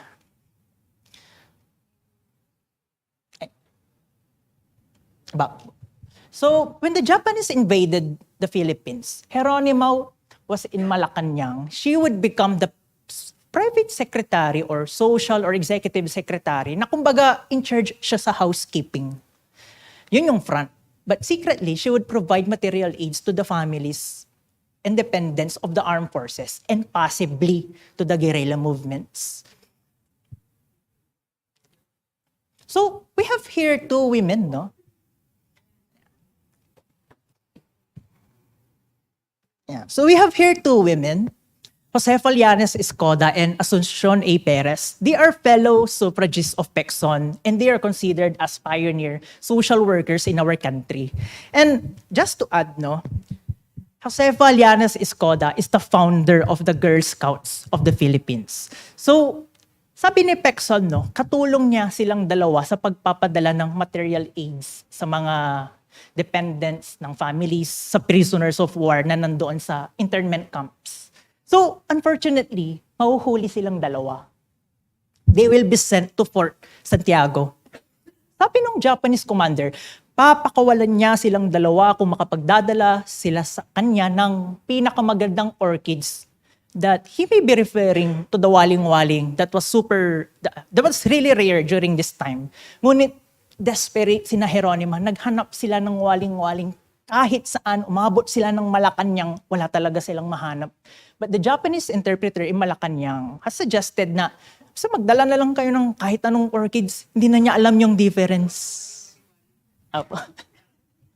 Yeah. So, they prepared the orchids, have it delivered to the Malacanang. Later on, Asuncion Perez was freed. Unfortunately, Josefa Llanes Escoda was executed. So before I move to my next slide, baka lang nagtataka kayo kung sino yung apat na babae dito. Of course, Jeronima Pecson would later become the first woman senator of our country. Siya yung pangatlo. Si Asuncion Arreola Perez, sa pangalawa po, siya po ang unang babaeng naging cabinet member as Secretary of the Social Welfare na predecessor ng DSWD. Yan. The first woman naman po, siya po si Virginia de Guia. She is the first female vice mayor of Baguio City, the first mayor of Baguio City, although acting capacity lang, and she is the mother of the national artist for film, Kidlat Tahimik. Yan. And then the fourth woman naman po, she is Milagros Herman. Siya po ang first woman judge ng Court of Agrarian Relations. Yan. Next. Yan. Part din po siya ng exhibit na makikita po natin mamaya. So, because of in recognition of the sacrifices and the contributions of the women during the World War II, including Jeronima Pecson, she will be cited, they will be awarded with the Philippine Legion of Honor, rank of commander, and the citation reads, disregarding the dangers at the time and motivated by their own desires to help individuals, they voluntarily and wholeheartedly extended financial and material aid to the prisoners of war and contacted their families. Through their untiring energy and patriotic services, thousands of men in the service and their families were greatly relieved of their sufferings and miseries in life. So after the war, the Philippine Third Republic will be inaugurated.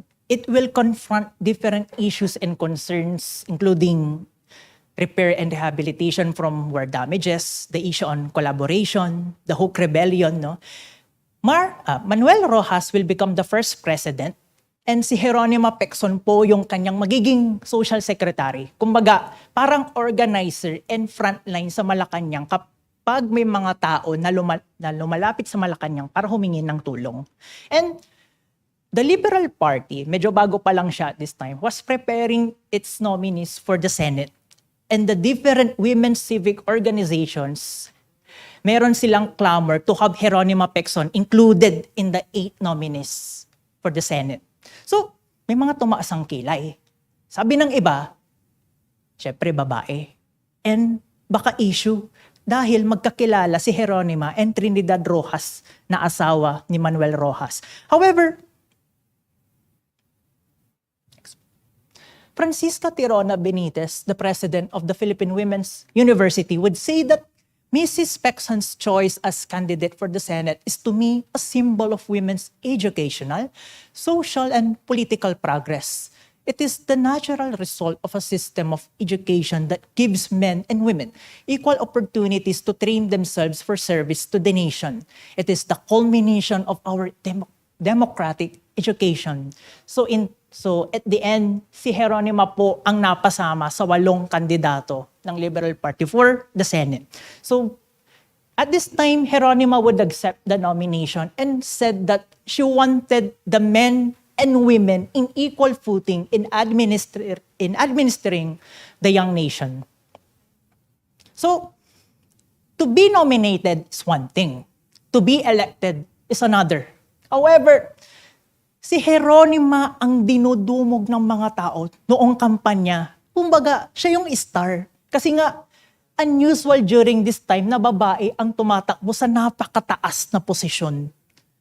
However, in the end, noong sa naganap na eleksyon, siya lang naman po ang nakakuha ng pangatlong pwesto with more than 1,500,000 votes.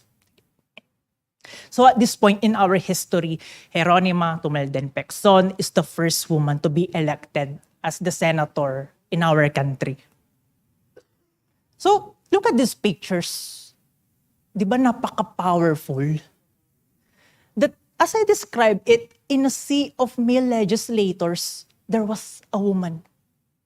And at this time, Geronima was opening the doors of that Senate session hall that for decades has been dominated by men. So,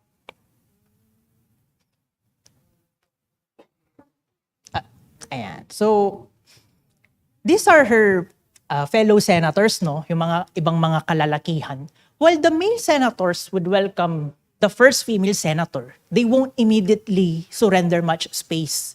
Kung gusto ni Geronima na magpasa ng mga batas, kailangan niyang matutong makipagbardagulan sa loob ng Senate session hall. Next. So, there was this one time when Geronima needed to preside over a session. Siguro out of habit, the male senators called her Mr. President. Tawanan na yung mga nanonood.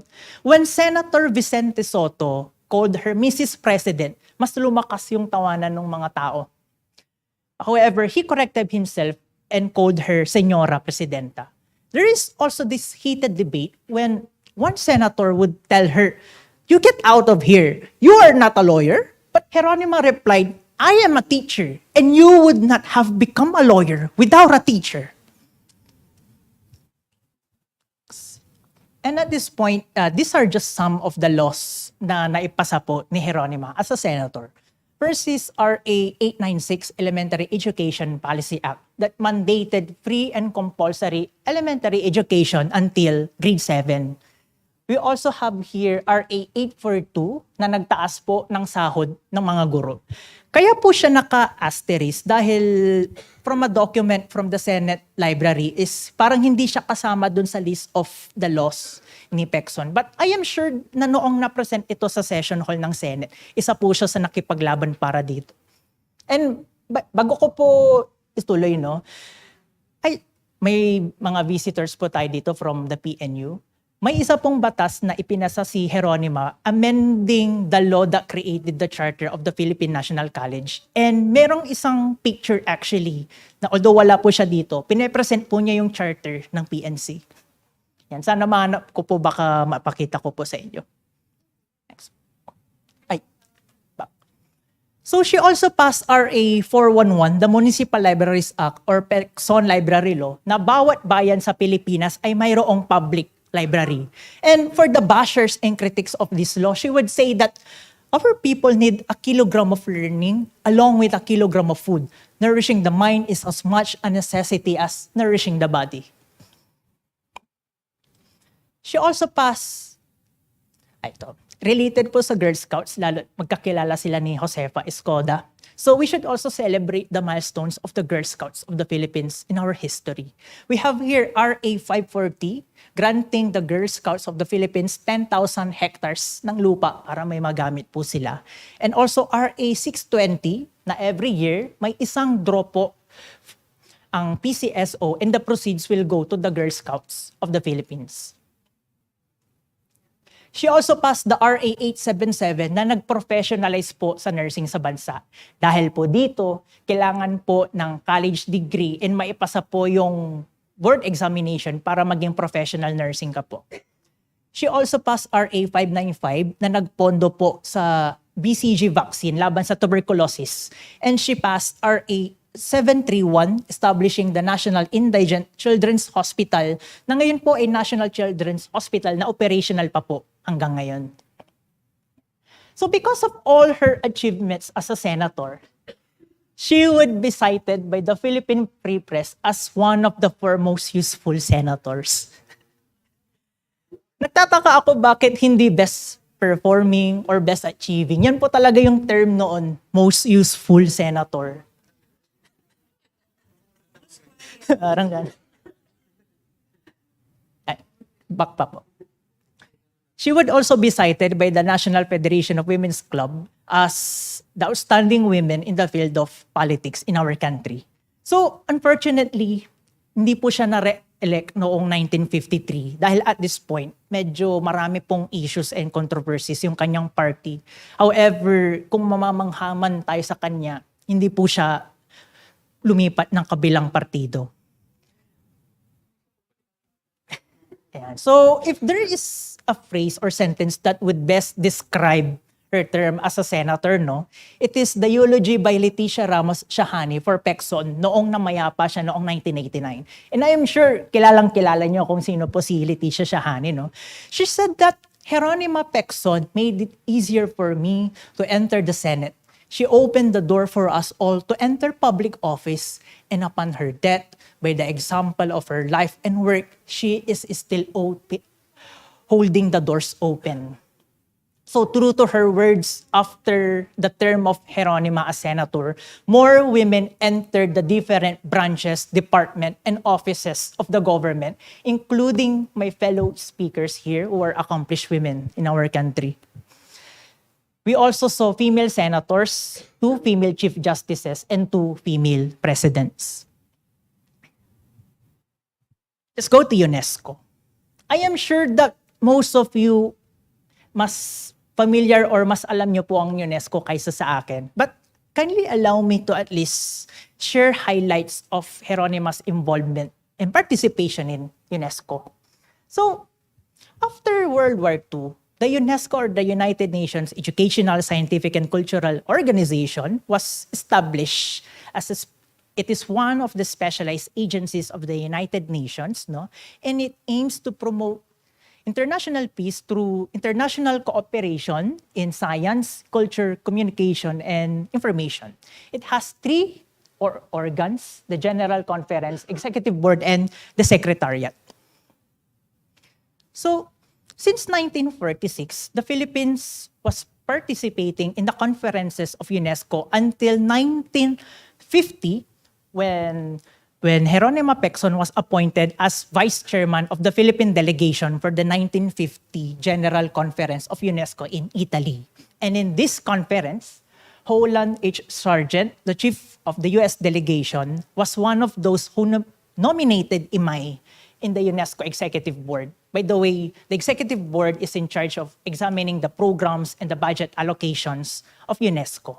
At doon po sa naganap na botohan, she tied with Donald Adam with 42 votes each, first place. And at this point, aside from being the first woman senator of the Philippines, she is also the first woman and the first Filipino to become a member of the UNESCO Executive Board. Noong nabalitaan ni Imay na nakapasok po siya, nagulat yung mga kasama niya when she suddenly turned away, reached for her rosary, lumuhod po siya at nagdasal. And perhaps this is because she realized the huge responsibility ahead of her. When she was presented in the next session of the UNESCO, she has this to say, I feel my inadequacy in expressing to you my profound sense of gratitude for the vote that has given me the honor of a seat in the executive board. To me, the vote means three things. First, it is a vote of confidence in the Philippines, sa ating bansa, for her efforts in interpreting the ideals of UNESCO in spite of her handicaps as a war-torn nation. Second, it is a vote for the East sa Asia po. A recognition of the fact that UNESCO sees in the region its greatest opportunity for serving humanity. And third, it is a vote for the women of the world, sa inyo pong mga kababaihan, whose talent and capacity the men want to use for the common search for peace. And this is a photo in a scrapbook on Senator Pecson. No? She would annotate it with Dr. Jaime Torres Bodet, the Director General of UNESCO during this time, was the happiest over my election as first Filipino elected member, UNESCO Executive Board. Muy orgulloso, or Spanish for very proud, he said. So, to implement the goals and objectives of UNESCO in the Philippines, she passed Republic Act 621, creating the United Nations Educational, Scientific, and Cultural Organization National Commission of the Philippines. During this time, ang acronym pa niya is UNCOP or UNCOP, bago po siya naging UNACOM or PHNACOM today. So, what did Inmay see in UNESCO that she embraced it? Sabi ni Alfonso Aluit, yung kanyang biographer, with due respect sa iba pang mga civic organizations ni Geronima, they only had one or two objectives or goals. Unlike UNESCO, that has wider coverage. It covers education, science, culture, youth, environment, world peace, among others. And it has a global reach, most especially since it is under the United Nations. So, as a teacher, Geronima knows the needs of her country in terms of education. And this knowledge will be valuable for UNESCO to build the fundamental learning centers, first in Bayambang, Pangasinan, and then also in Egypt and Mexico. These centers train specialists in and to produce teaching materials for fundamental and adult education. UNESCO also built the Regional Center for the Training of Teacher Educators at UP Diliman that later become the Asian Institute for Teachers Educators, credited with the improvement of teacher education through national level seminars on curriculum and sub-regional workshops for teacher educators. So in 1964, kahit tapos na po yung term niya as member ng Executive Board, she was appointed by Director General Rene Mahieu to a 9-member commission to survey and assess UNESCO projects in Asia. And in this, she annotated that I consider this assignment one of the highest honors in my whole life. So, Geronima Pecson would serve in the executive board from 1950 to 1954 and 1958 to 1962. And she would serve in the UNCOP for more than 60 years, of which 9 years is as chair of the UNCOP. At the end of the Pecson years, Alfonso Aluit would describe that no other single individual, it seems, has given so much efforts to UNESCO as Mrs. Pecson has, nor has anyone contributed as much to the realization of the great mission of the organization as she had. Yan. Last part na po nung presentation.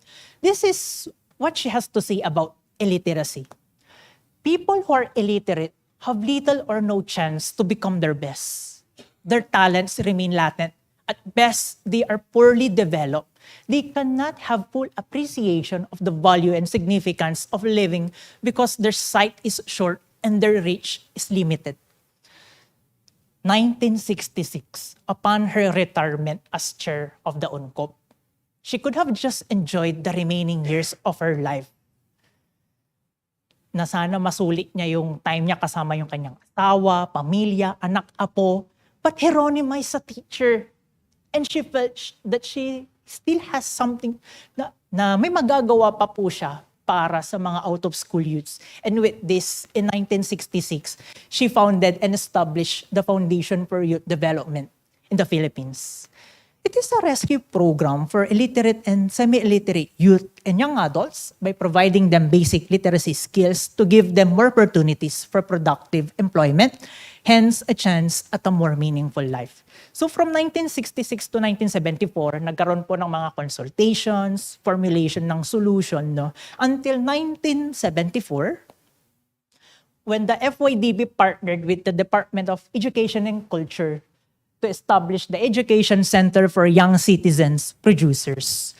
So it is a training center for literacy teachers who are posted to rural areas to conduct FYDP vocational and citizenship courses for out-of-school youth. And the first center was established in Bayambang, Pangasinan on September 8, 1974.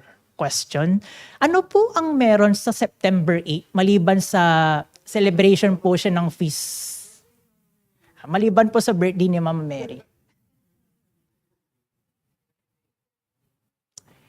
September 8 po is declared by UNESCO as World Literacy Day.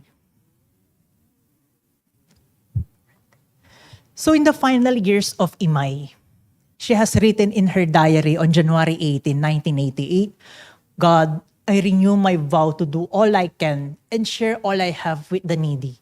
No buying anything new for myself to go on with FYDP to the end. Imagine, at her advanced age, she was still asking God for strength just to serve the needy. Next po. On December 19, 1988, on her birthday, thank God I am 92 and well. I shall go on working for the poor and needy. On 1989, there was no entry in her diary until July 1989 when she was brought for the last time at the Lourdes Hospital. She will be visited by the Defense Secretary Fidel V. Ramos. And on July 31, 1989, she quietly passed away with a life fulfilled. Imagine, she was a senator for only 6 years and was involved in UNESCO for more than 16 years. But her passion and advocacy for social welfare, especially in education, it was her lifetime. So before I finish my talk, to conclude and with my own reflection, no, ang dami ko pong nasabi sa inyo tungkol kay Imay. Ngunit, mas marami pa po akong hindi nasabi tungkol sa kanya. I'm just new to this field. I am still a neophyte researcher. Marami pa pong documents, books na hindi ko pa po nababasa. But I am really thankful to the DFA and the UNACOM for having me here with this kind of opportunity to present to you the life and works of Lola Imay. The provincial government of Pangasinan also offers its sincerest gratitude to the DFA and the UNACOM for inviting us here to put up an exhibit on the first woman senator. Pero kung buhay pa po siya ngayon, baka sabihin niya, she would say that she is not into this kind of event. She may even lament that we should not be celebrating about Jeronima Pecson. Why is it so? There was this one time, she was about to go to Paris for a UNESCO convention, but she was still here in the Philippines, having meeting And then she will be interviewed by the press. So Geronima discussed those technical terms on what she will do at the UNESCO convention. Then the press asked her, magsabi ka naman ng tungkol sa'yo. And then this is one of her most remarkable lines ever. I'd rather project my work than myself. Question. Para kanino ba ang lahat ng kanyang mga nagawa? First, it is for her country. And second, for the people. Makalimutan na natin lahat kung saan at kailan siya pinanganak, saan siya lumaki, kung saan siya napunta. Kahit makalimutan pa natin na siya pala yung unang babaeng senador. But I hope that we pick something up from her story. Her enthusiasm in campaigning for the women's suffrage and her relentless and untiring advocacy for social welfare, especially in education.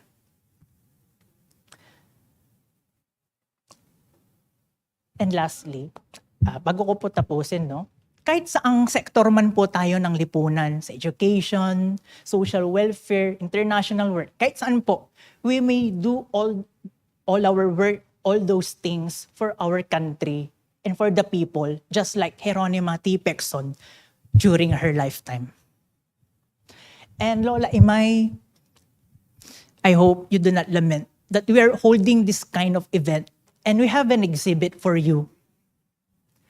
It is just right and fitting that we hold this kind of event as a tribute and as gratitude to all that you have done for all of us, and most especially during your lifetime. Thank you and good afternoon.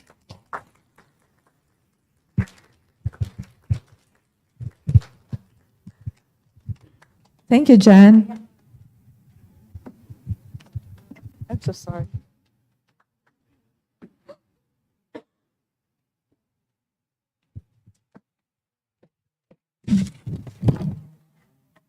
At this juncture, we shall make some arrangements on the stage in preparation for our open forum. And while we're doing that, I would also like to introduce our moderator, the Secretary General of UNICOM, Dr. Ivan Anthony Henares. UNICOM Secretary General Ivan Anthony Henares, PhD, is an assistant professor at the Asian Institute of Tourism of the University of the Philippines in Diliman. He is the OIC and head and commissioner of the Subcommission on Cultural Heritage and head of the National Committee on Monuments and Sites of the National Commission for Culture and the Arts, the Secretary General of the ICOMAS International Cultural Tourism Committee, and chairperson of the Heritage Conservation Society, or the HCS.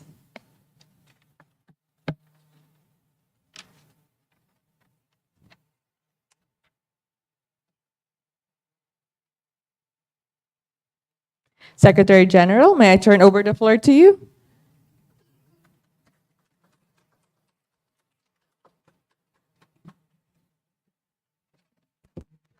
Thank you very much. So, good afternoon to everyone. May I invite our panel to join me here in front. Ambassador, Undersecretary Mendoza, as well as Mr. De Vera.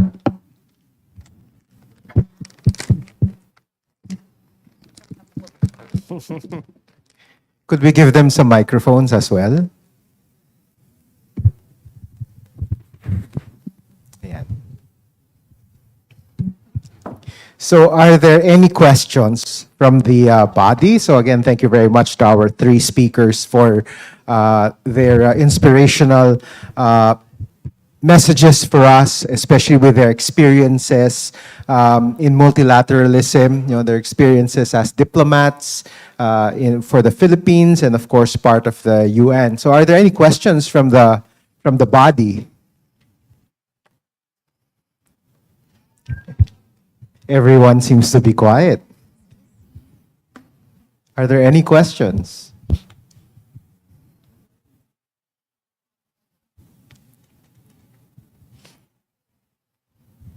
Is Governor here already? Has he arrived? Is he? Hello. We would like to recognize the presence of Governor Ramon Guico III, the Governor of Pangasinan.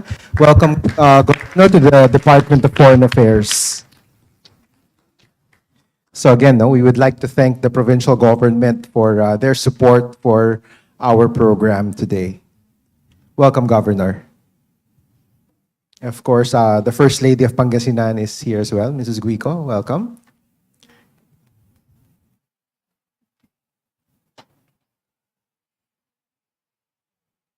Okay. So maybe I can ask a question.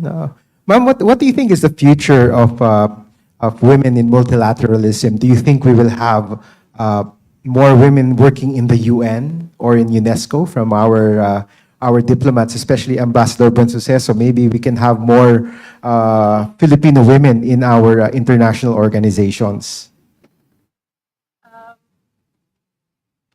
Palagay ko mas marami nga. Statistically speaking, there is a great possibility for more women to be assigned to multilateral posts. Kasi nga, equal yung opportunity. The Foreign Service Officer examination is open to all people who have passed the Foreign Service Officer examinations. Each year, binibilang ko, parang mas marami pumapasa babae. Kasi, diplomacy requires communication skills. Marami din namang mga eloquent na mga lalaking pumapasa. Pero parang observation ko, mas magaling sa communication skills ang mga babae. So, kagaya ngayon nga, our ambassador to ASEAN is another lady officer. And, si Kira was in the UN, as Kira. And the current chief coordinator, chief of staff, Isa, was deputy PR in Geneva. So, statistically speaking, maraming oportunidad para sa mga female diplomats na ma-assign sa mga multilateral forums.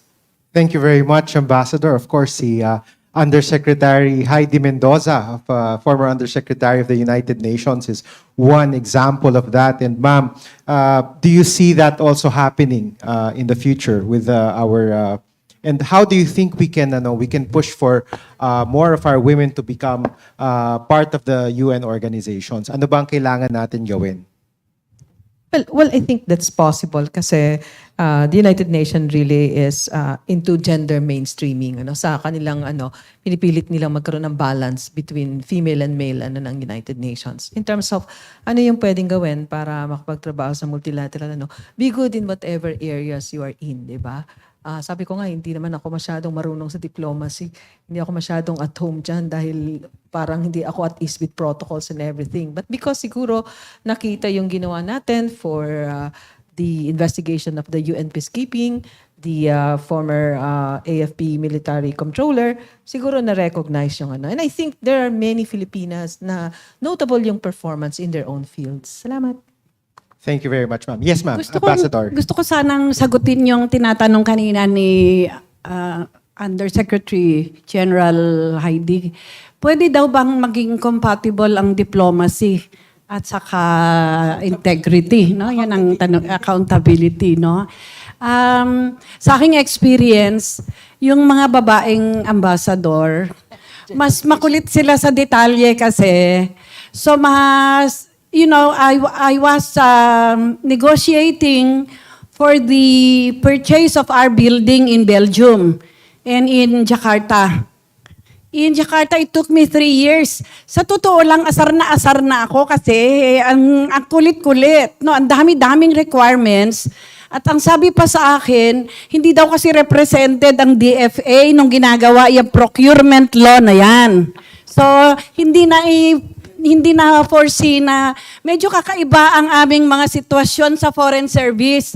For example, hindi ka pwede bumili ng isang kopomban na gano'n, na isang rim na kopomban lang sa abroad. Kailangan marami. Anyway, just a peculiarity. But, in hindsight, I'm very glad that there were those stringent requirements. Kasi nung matapos na lahat, ay nakahinga ako ng maluwag. Kasi nabantayan ako, it's not that I wanted to, circumvent the law, but even if your intention is good, tapos hindi mo sinunod yung requirement, lagot ka. No? So, ganon. For example, magkaiba sa Indonesia, kahit hindi abogado, ay pwedeng notaryo. Ay pinagpipilitan ng Manila, kailangan daw abogado, magaling pa kayo sa batas ng Indonesia, sabi ko. So anyway, just to comply, I got a copy of the law in Indonesia saying that notaries public can be ordinary citizens who are appointed by the government to act as the parang arbiter ng buyer and seller.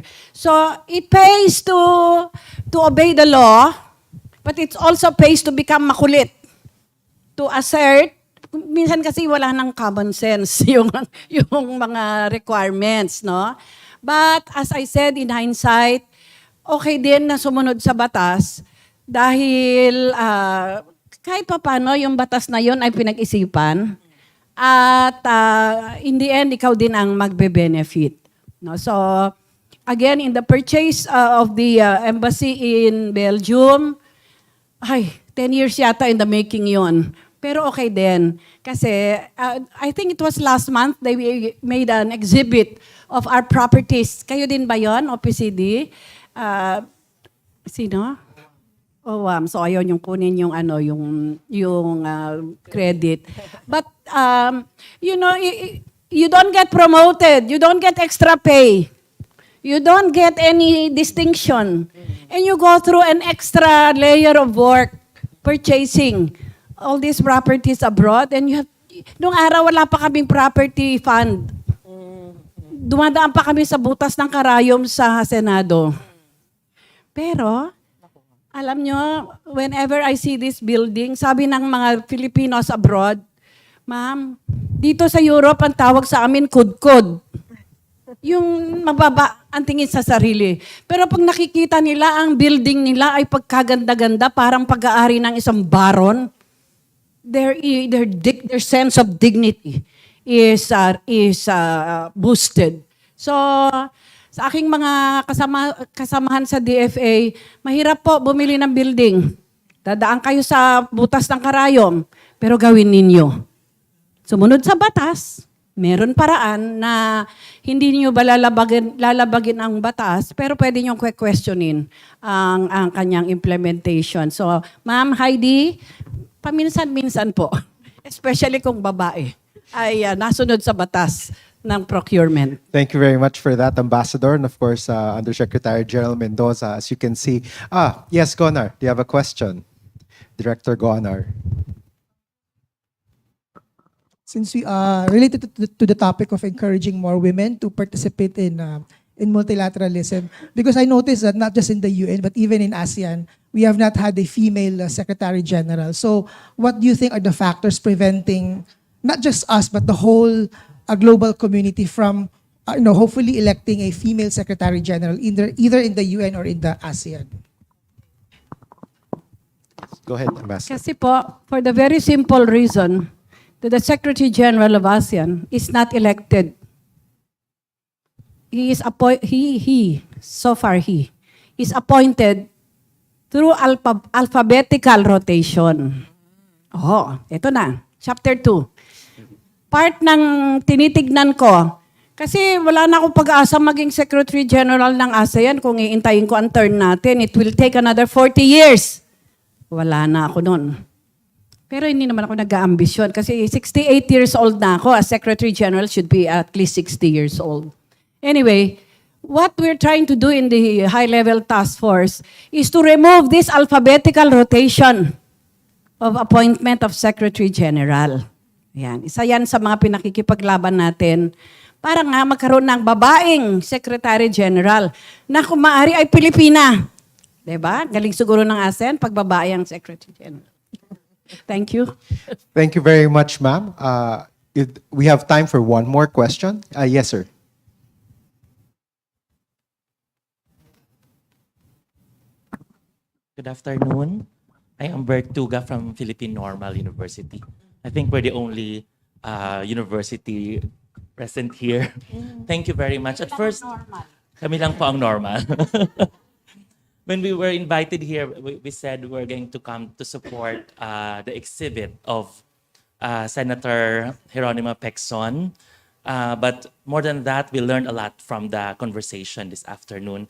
By the way, we have a building named after Geronimo Pecson Hall in the university. It's our heritage building in honor of the good senator. Hearing from our speakers this afternoon, it seems that we can say that the Philippines is always ahead of others in terms of gender equality or the participation of women in society.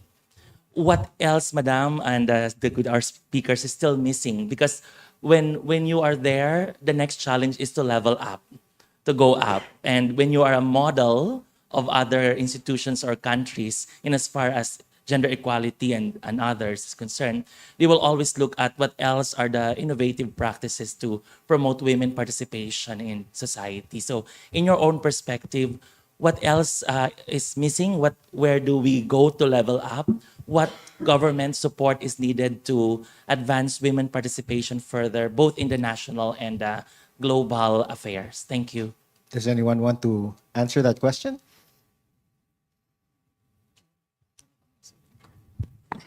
Ma'am Heidi, yes. I think ito yung views ko. I've, in the United Nations, I've seen kung paano we-weaponize yung gender. Sabi ko nga, kawawa yung mga lalaki doon. Kasi kung hindi na po promote yung babae, ang pinakaunang gagawin, kasuhan yung boss niya at ang pinakauna niyang i-file, harassment. Bakit? Nagkasama kami sa elevator, na uncomfortable ako sa tingin niya. So, and you know, yun yung linya nun. Anything that makes you uncomfortable is pwedeng maging harassment. So, I think yung level na sa atin naman hindi pa dumadating yun. Ang tawag ko doon, weaponizing. Sa akin ang tingin ko, I look to that wherein the empowered women can also realize the need to empower men. Diba? Yun naman yung sa akin. Kasi when you talk of gender empowerment, hindi lang women empowerment. It's also the empowerment of the men, diba? And then second siguro, at ito lang yung, sa atin kasi pag sinabing gender, okay, mga kawiminan, okay, tayo, mag-zumba, ganyan. Yun lang yung idea natin, di ba? And I'm looking at the possibility of what kung yung mga offices meron kang profile. Halimbawa profile, ilan dito sa mga women natin ang may asawa? At ilan doon sa mga may asawa nating empleyado ang binubugbog ng sarili nilang asawa?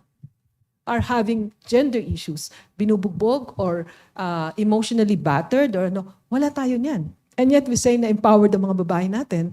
We're claiming na, may mainstreaming tayo sa government, no? Pero yung ating gender activities, eto talagang, meron kaming gender audit And every time ino-audit ko yung 5% ng budget ng ahensya, ang nakikita ko, sumba-sumba, o kaya team building, di ba? O kaya mga training on beauty tips, etc.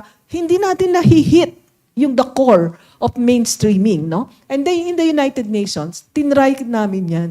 Nakalimutan ko sabihin kanina, pala, ginawa ko rin pala yan. Kasi ang yabang-yabang ko noon, sabi ko, hindi, meron na nga kaming gender audit, pinagmamalaki ko. Doon, ini-introduce ko pa lang yung gender audit. Until after, nagulat ako doon sa tool na in-introduce ng UN Women. And that is doing a profile. Sabi ko nga, ang yabang-yabang namin magsabi na empowered women tayo. But if I ask, sa bureaucracy, ilan ang battered women? Wala tayong data dyan. Ilan yung sinasabi nating nursing mothers na hindi nakakapagbigay ng tamang dahil kailangang magtrabaho, di ba?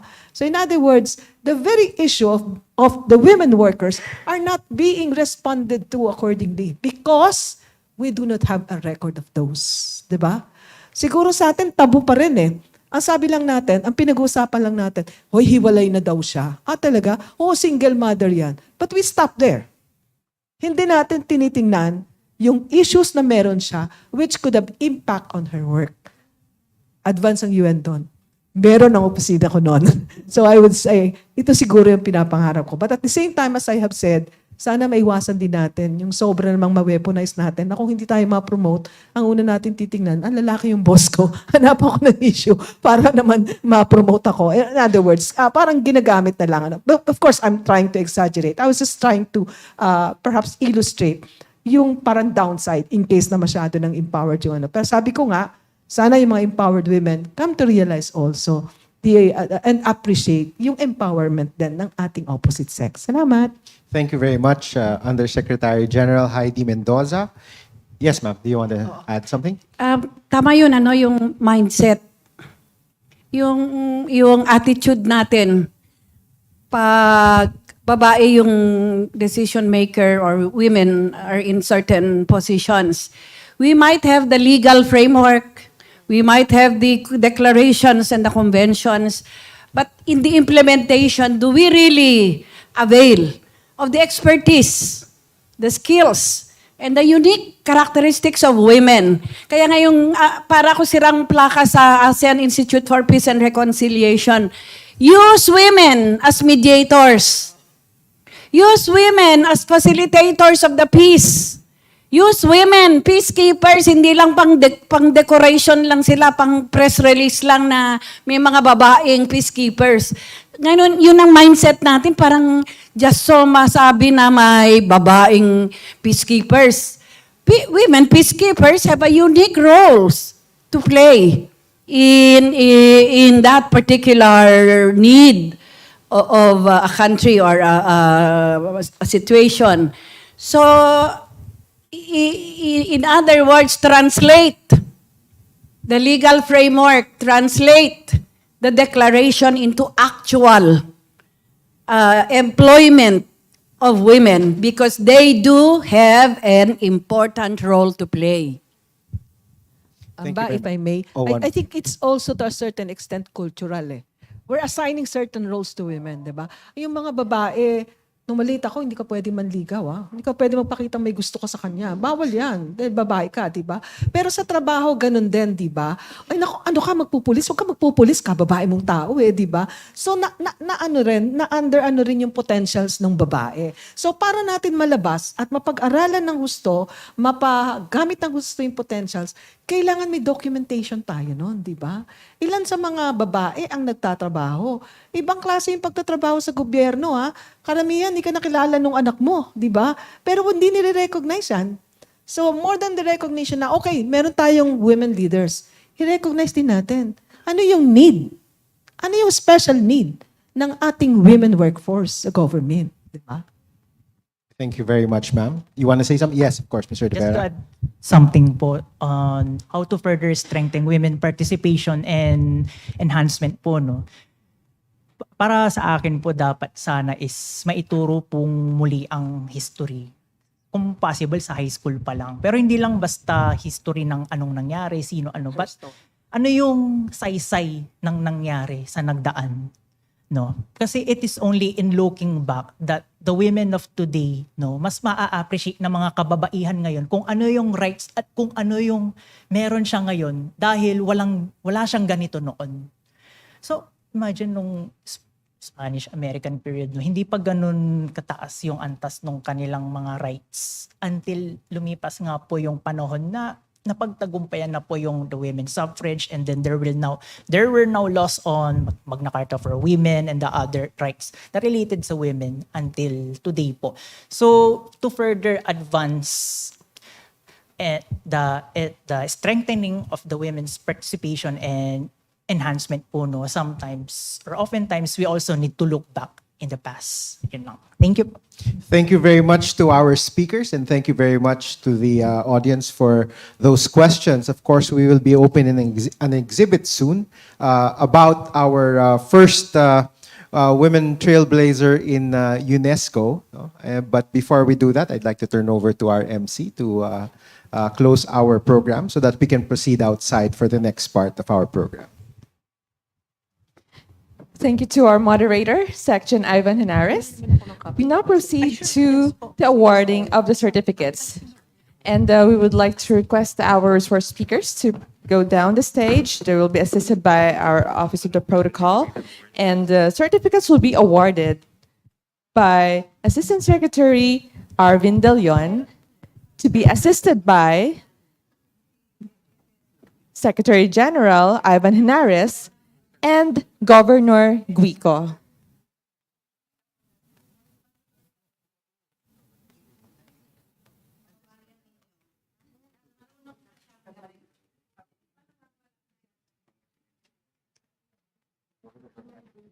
I would like to correct myself. Honorable Ramon Guico III, the Governor of the Province of Pangasinan. Our first awardee is Ambassador Elizabeth Buensuceso. May we now present the certificate of appreciation to Ambassador Buensuceso?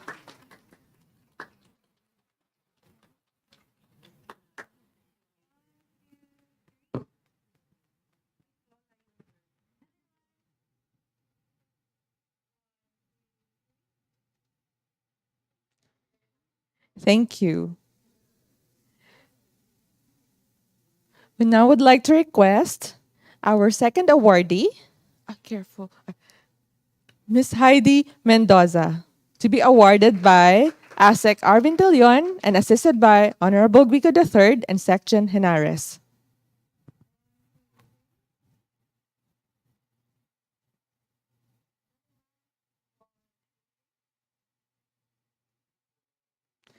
Thank you, ma'am.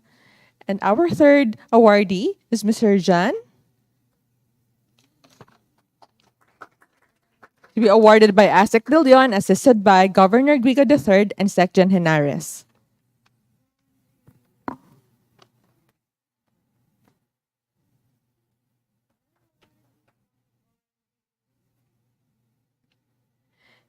Thank you. We now request our other resource speakers to be in front for our photo op.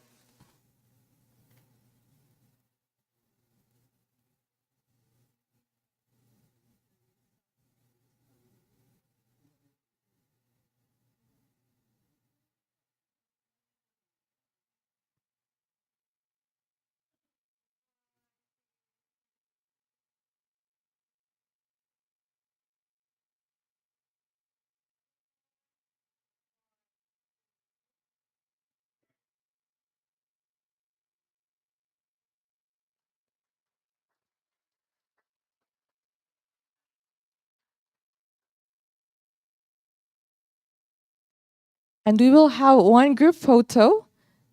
Please kindly take your seats and occupy the front seats for those who are standing at the back.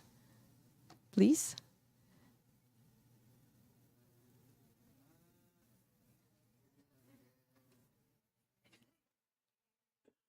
For those who are standing at the back, kindly occupy the front seats.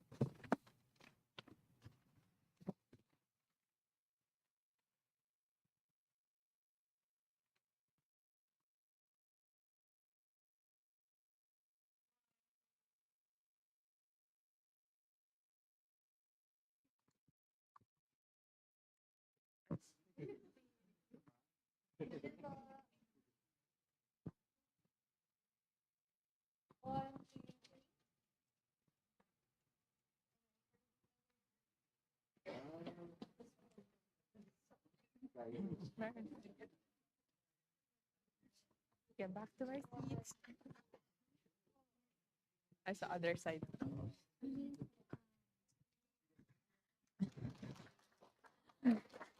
We now invite you all to the DFA lobby for the opening of the exhibit entitled Legacies and Standpoints, Filipino and Multilateralism, which is a tribute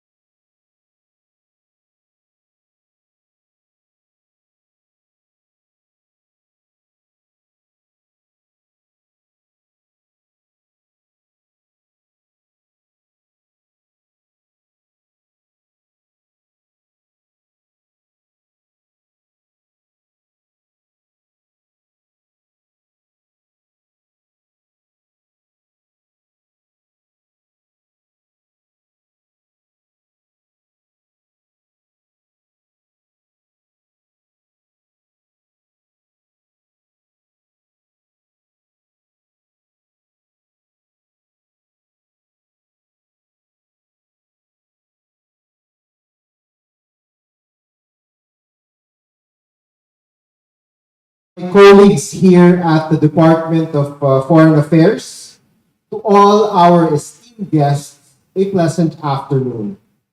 It may be recalled that UNESCO inaugurated the International Day for Women in Multilateralism on January 25, 2022.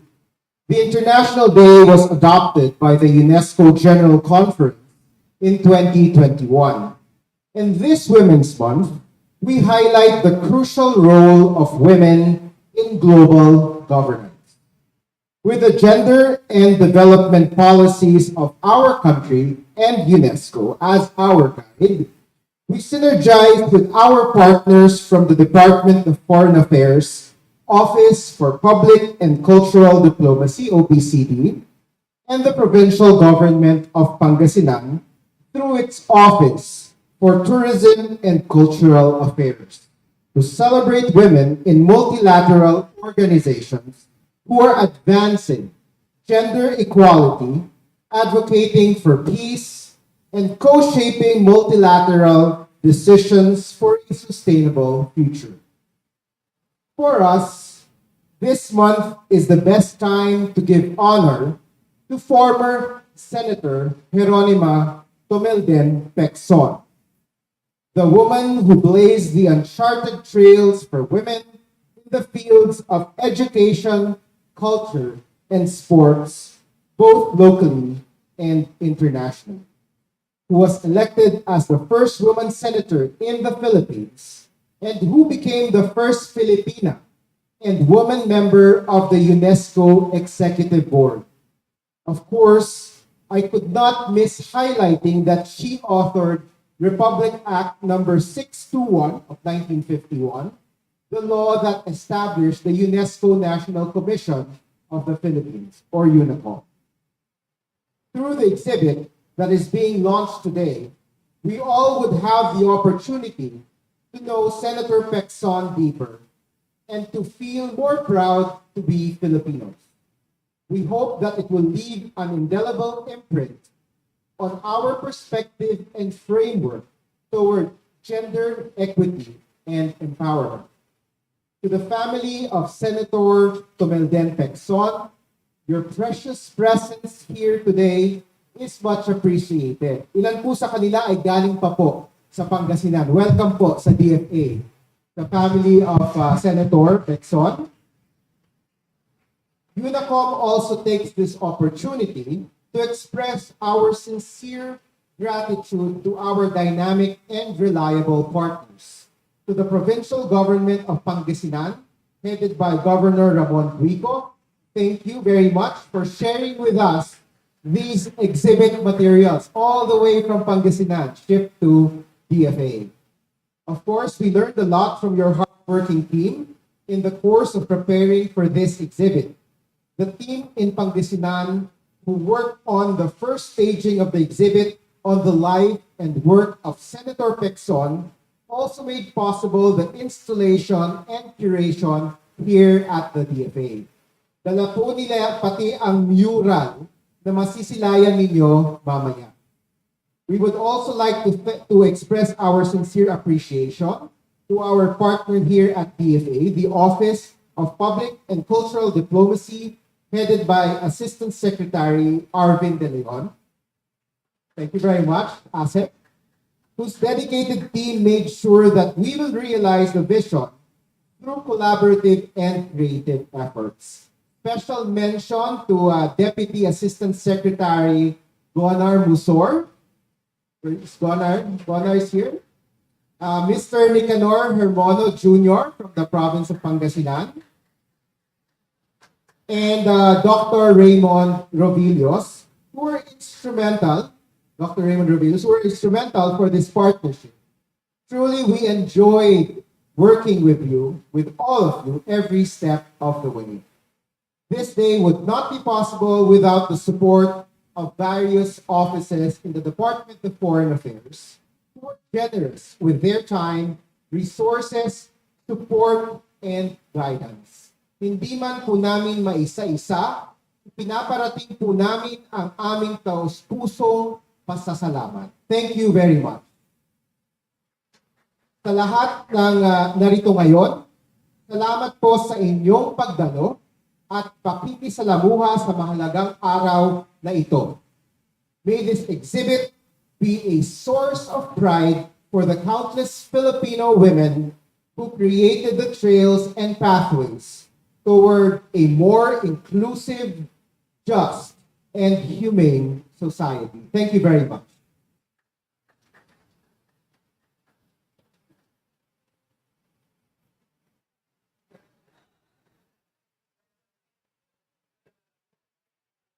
Thank you, Sec Jen and Aaron. To give us an overview of the exhibit, hindi naman ako nagmamadali.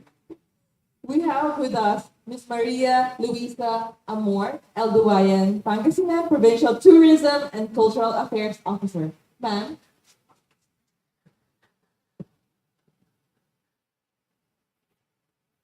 Thank you. To our honorable partners from the Department of Foreign Affairs and UNESCO, UNACOM, Assistant Secretary Arvin De Leon, Assistant Secretary Kira Azucena, Ambassador Elizabeth Buenso, and Secretary General Dr. Ivan Anthony Henares. Of course, we have here our very hardworking governor of the province of Pangasinan, Governor Ramon Rico III, with our First Lady of the province of Pangasinan, Mama Antuasin Vigo. The Unified Tumelden Plan, represented and led by Dr. Sheila Alcantara. The UNACOM team of Dr. Ivan Henares. Again. Masanton nga ron kayon amin at pleasant afternoon to everyone. And to all our esteemed guests and fellow public servants here with us. Last August 2022, the provincial government of Pangasinan, through the Provincial Tourism and Cultural Affairs Office, celebrated the National History Month by honoring one of the most notable women in the province of Pangasinan, Jeronima Tumelden Pecson, the first woman senator of the Philippines and the first woman and Filipino to become a member of the UNESCO Executive Board. Today, as we celebrate the National Women's Month, we at the provincial government of Pangasinan, under the leadership of Governor Ramon Vico III, are deeply honored and grateful for the opportunity to bring the said exhibit to this very significant institution and platform. We would like to acknowledge with deepest gratitude our partners who have been instrumental in actualizing this meaningful project. The UNESCO National Commission of the Philippines and the Department of Foreign Affairs, Office of the Public and Cultural Diplomacy. To give you a background on what exactly are being exhibited today until March 21, last year, the Cultural Affairs Division of the Provincial Tourism and Cultural Affairs Office conducted archival research on the life and works of Senator Jeronima Pecson, which became the main source and reference for the exhibited works.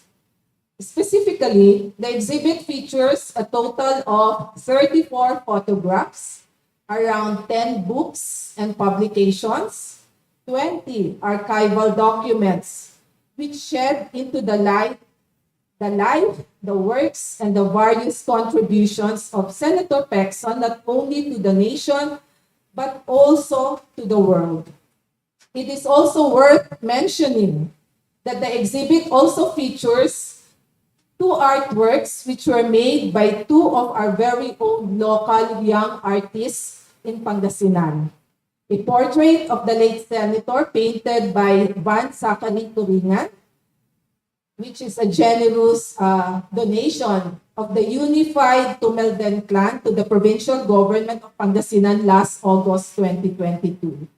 And another, a mural, which features an artistic impression of Senator Pecson's life and works, creatively made by Leandra Crizel Pasion, one of the emerging female visual artists of our province. And consistent to its title, the exhibit aims to present as well and celebrate the legacy of Senator Imay. As a public servant, as a social welfare advocate, an educator, a suffragist, a Pangasinan, a Filipino, and most importantly, a woman. The exhibit also aims to introduce Jeronima Tumelden Pecson to her fellow Filipinos and the world beyond being the first woman senator of the Philippines. Ultimately, it is a recognition of the crucial role women play in nation building and also of social and cultural development. To end this overview, please allow me to directly quote Senator Pecson herself in one of her messages relative to the publication of the Women of Distinction, a book which features the exemplary deeds of our outstanding women, published by the Philippine Association of University Women. She said, I quote, "The Filipino woman, whether at home or in public office, in business or in politics, in academic or cultural activities, in the classroom or in civic work, in war or in peace, at home or abroad, has done immeasurable honors to her country and people. She deserves public recognition, not only for her own sake, but also, and more importantly, to deepen national pride." Unquote. So indeed, today, we are not only honoring Senator Jeronima Pecson. We honor and celebrate every woman in this nation and in the world. May we be inspired by her life and works, her story, and may we always strive for women's welfare and rights. May we fully recognize the importance of gender equality in the realization of human rights for all. So happy Women's Month.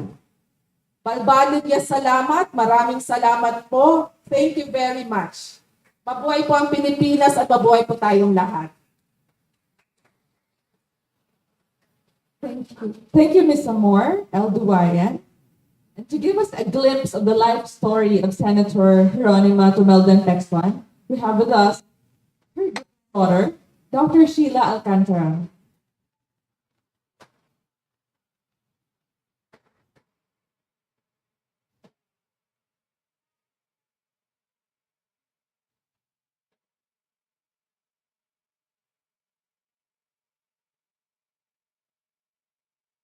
I wasn't really prepared to give a life story.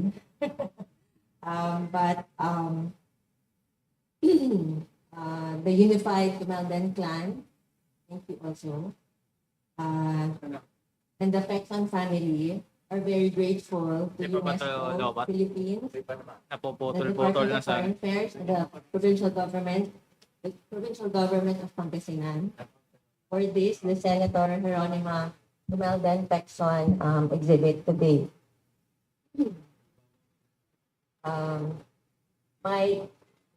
And for our speaker, who brought the house down in tears, most especially myself, for that very touching but memorable. It brought back a lot of memories, not just for me as a granddaughter, but for the people back then. I mean, to have lived during that time was very remarkable, very lucky. They were very lucky. And to have lived that age. My grandmother taught me about selflessness. She put her work always before everything else, including our family. She never used her position to make things easy for herself or for us. I remember one time I was in 12 years old, and she had to attend an event, and one of the organizers said, "Oh, magpajero na lang po kayo." And then she said, hindi na. I said, "Lola, pajero yun, okay yun." Sabi ko, "Let's go." And so she was really that kind of person, similar, of course, to what I have become today. She taught me about character. She was the second of 7 children. And my favorite stories of her early years was that she went to school, accordingly, from Libsong, barefoot. She would go to school barefoot, and either that or with holes in her shoes, and played baseball. She taught me about determination up until the time she died 34 years ago. She was at 92 years old. She still went to work. She would dress up in the morning, put powder, wear her glasses, put a scarf over her head, bring her handbag, put on her shoes, and call the taxi if we didn't have a driver. And she would go to work at the FYDP, Foundation for Youth Development in the Philippines, in Ermita, below which was a preschool, the preschool that was discussed earlier, and I think the Office of the National Federation of Women's of the Philippines, who just last August celebrated Women's Suffragettes. It is very humbling to be with such esteemed women here today. And then, who, like my grandmother, I'm sure are their own daughters, their own granddaughters, and great-granddaughters heroes. Thank you very, very much for this exhibit.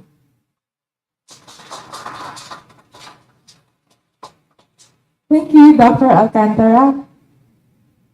We will now listen to a message from Honorable Ramon V. Gico III, the Governor of the Province of Pangasinan.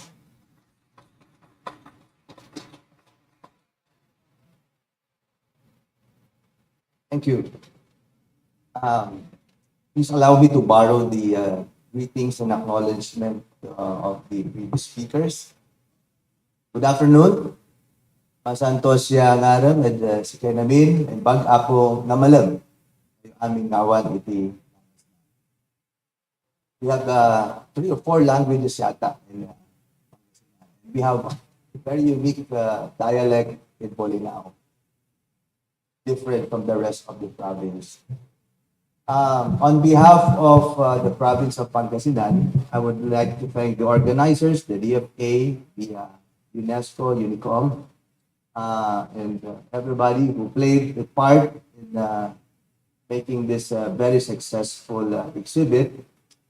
Thank you for exhibiting a great daughter of Pangasinan. And thank you to the family of Senator Geronimo Tumelden Texon for sharing the great stories and experiences you've had, Doc, with your grandmother. This was one of the first social activities I did as a governor. This is part 2. I have an invitation on the west side of the province for a very important matter, something of food security. On the west side kasi ng province po namin is where all the salt farms are. And do you know that 93% of our salt is being imported? And only 7% to 10% being made in the country. And they have identified Pangasinan as one of the important provinces to help in national food security. The senator pong pumunta kanina doon, sabi ko, dito na lang ako sa DFA. No? Kasi I would like to, of course, promote and showcase some of the very, very important accomplishments, life work, and the legacy of a great daughter of the province. I give time to this. In fact, when I was mayor, I promoted Carlos Bulusan. He's from my town, Pinalonan. He fought for the rights of immigrant laborers in the U.S. and published a book, something that is being studied by so many universities when it comes to Asian literature and Asian courses in a lot of universities. So this one, I only encountered the great senator in the life when I became governor, and I got so interested. That is why I'm here representing the province, of course, my wife, to thank the organizers. I hope we can have more of this, not only in DFA, but in your new embassy in Belgium. No, when I was mayor, ma'am, we had a 5-year partnership with San Jose and Nude, and we always go there every year for cultural exchanges. But anyway, I think the ASEC will be going to Pangasinan on Monday, but I hope you can pass by Lingayen. Dagupan is not the capital of Pangasinan, it's Lingayen. And you know that bangus is not the main product of Pangasinan. Asin, I think asin is only a byproduct of the best resource of the province. We just found that out. Sunlight is the best resource of the province. That's why there's so many salt beds. We have inland, we have the same coastline as in the east, the west, parang parehas lang po yan. But salt is made on the west side of the country, North Luzon, because we have the best sunlight. And also, we are the biggest supplier of Malaga. In the Philippines, I don't know, these sinagid, no? Ano? Tiganid. No? Biggest supplier. Oh, masarap po yun. If you go to the capital, ASEC, yes, we are the biggest supplier of that fish in the Philippines, and the Philippines is the biggest supplier in the whole world. So there's so much things to learn about the province. No? So if you visit, sir, I will give you an aerial tour of Pangasinan.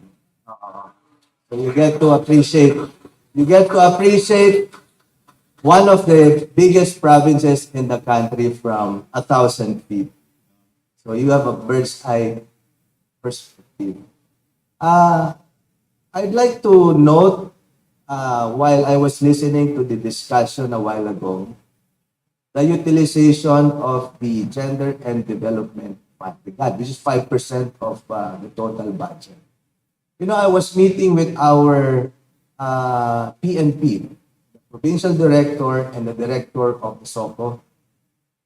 You know, we are performing way better than the other provinces in North Luzon. In terms of course enforcement, they showed me the statistics, but I asked them, the two of them, on separate meetings, ano yung pinaka-prevalent na krimen dito sa probinsya natin? And they say it's rape, incest. Nangyayari yun, hindi murder, hindi theft, hindi po, rape. Marami rin cases of incest. So bakit kaya? Is it because of drugs? Is it because of being drunk? Or there could be a deeper problem? What is the root of this problem? Sabi ko. Siguro isa yung ang lilit ng bahay nila and crap up there and maraming OFWs, etc. etc. So sabi ko, that's why when I met with the mayors, I met with the CBOs, the barangay officials, sabi ko, let's rationalize the utilization of our God fund. Totoo po yun, kanina, Zumba, wala, may ibang pag... I know, this is not I don't think it's a high impact activity. So we have to, come up with better programs to address such issues. So sana makipagtulungan po tayo sa UNESCO, DFA, other agencies, maybe the Center for Pangasinan Studies, we could, trace the root cause and then come up with the tangible solution. I'm sure when, if the Honorable Senator Geronimo Lexon is alive, would have fought for that, no? Yung dami niya accomplishment for women, no? Yung si led yung cause for women's suffrage. Tapos dami pong mga key officials natin na babae. She got the third highest vote, I think, 1.5 million as a senator, and she was the first elected woman representative or director of UNESCO. Tama po ba? Executive board. So very accomplished. Pangasinan has produced such great leaders, but she's one of a kind. So it's very timely, and again, thank you po for considering a great daughter of Pangasinan, showcasing her life, her works, her legacy. On behalf of the province, maraming salamat. Thank you so much, Governor Gico III. And for the most awaited part of our program this afternoon, we proceed with the ribbon cutting ceremony. So I would like to request the representatives of the core organizing team of the event to proceed to the front. To start with, from the DFA OPCD, Assistant Secretary Arvin De Leon. From the UNICOM, Secretary General Ivan Henares. And from the Provincial Government of Pangasinan, Honorable Governor Gico III. To assist Governor Gico, ASEC Arvin, and Section Henares, we would like to request our First Lady, Ma Antoazon Gico, Ambassador Elizabeth Buensuceso, Dr. Sheila Alcantara,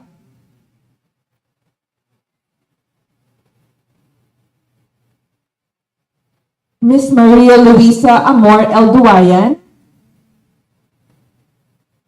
and Mr. Jean Marlon S. De Vera to join and assist in the ribbon cutting ceremony. Thank you.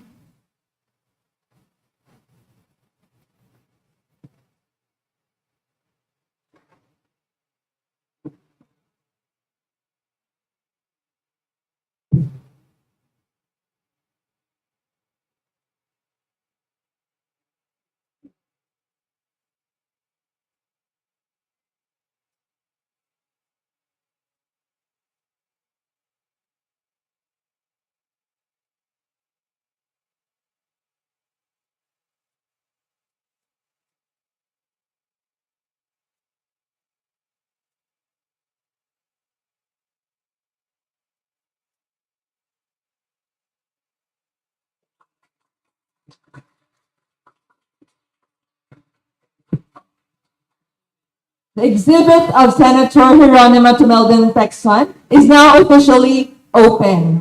So we invite everyone to the exhibit area. Snacks and refreshments will be served. Thank you, everyone, and please have a great afternoon.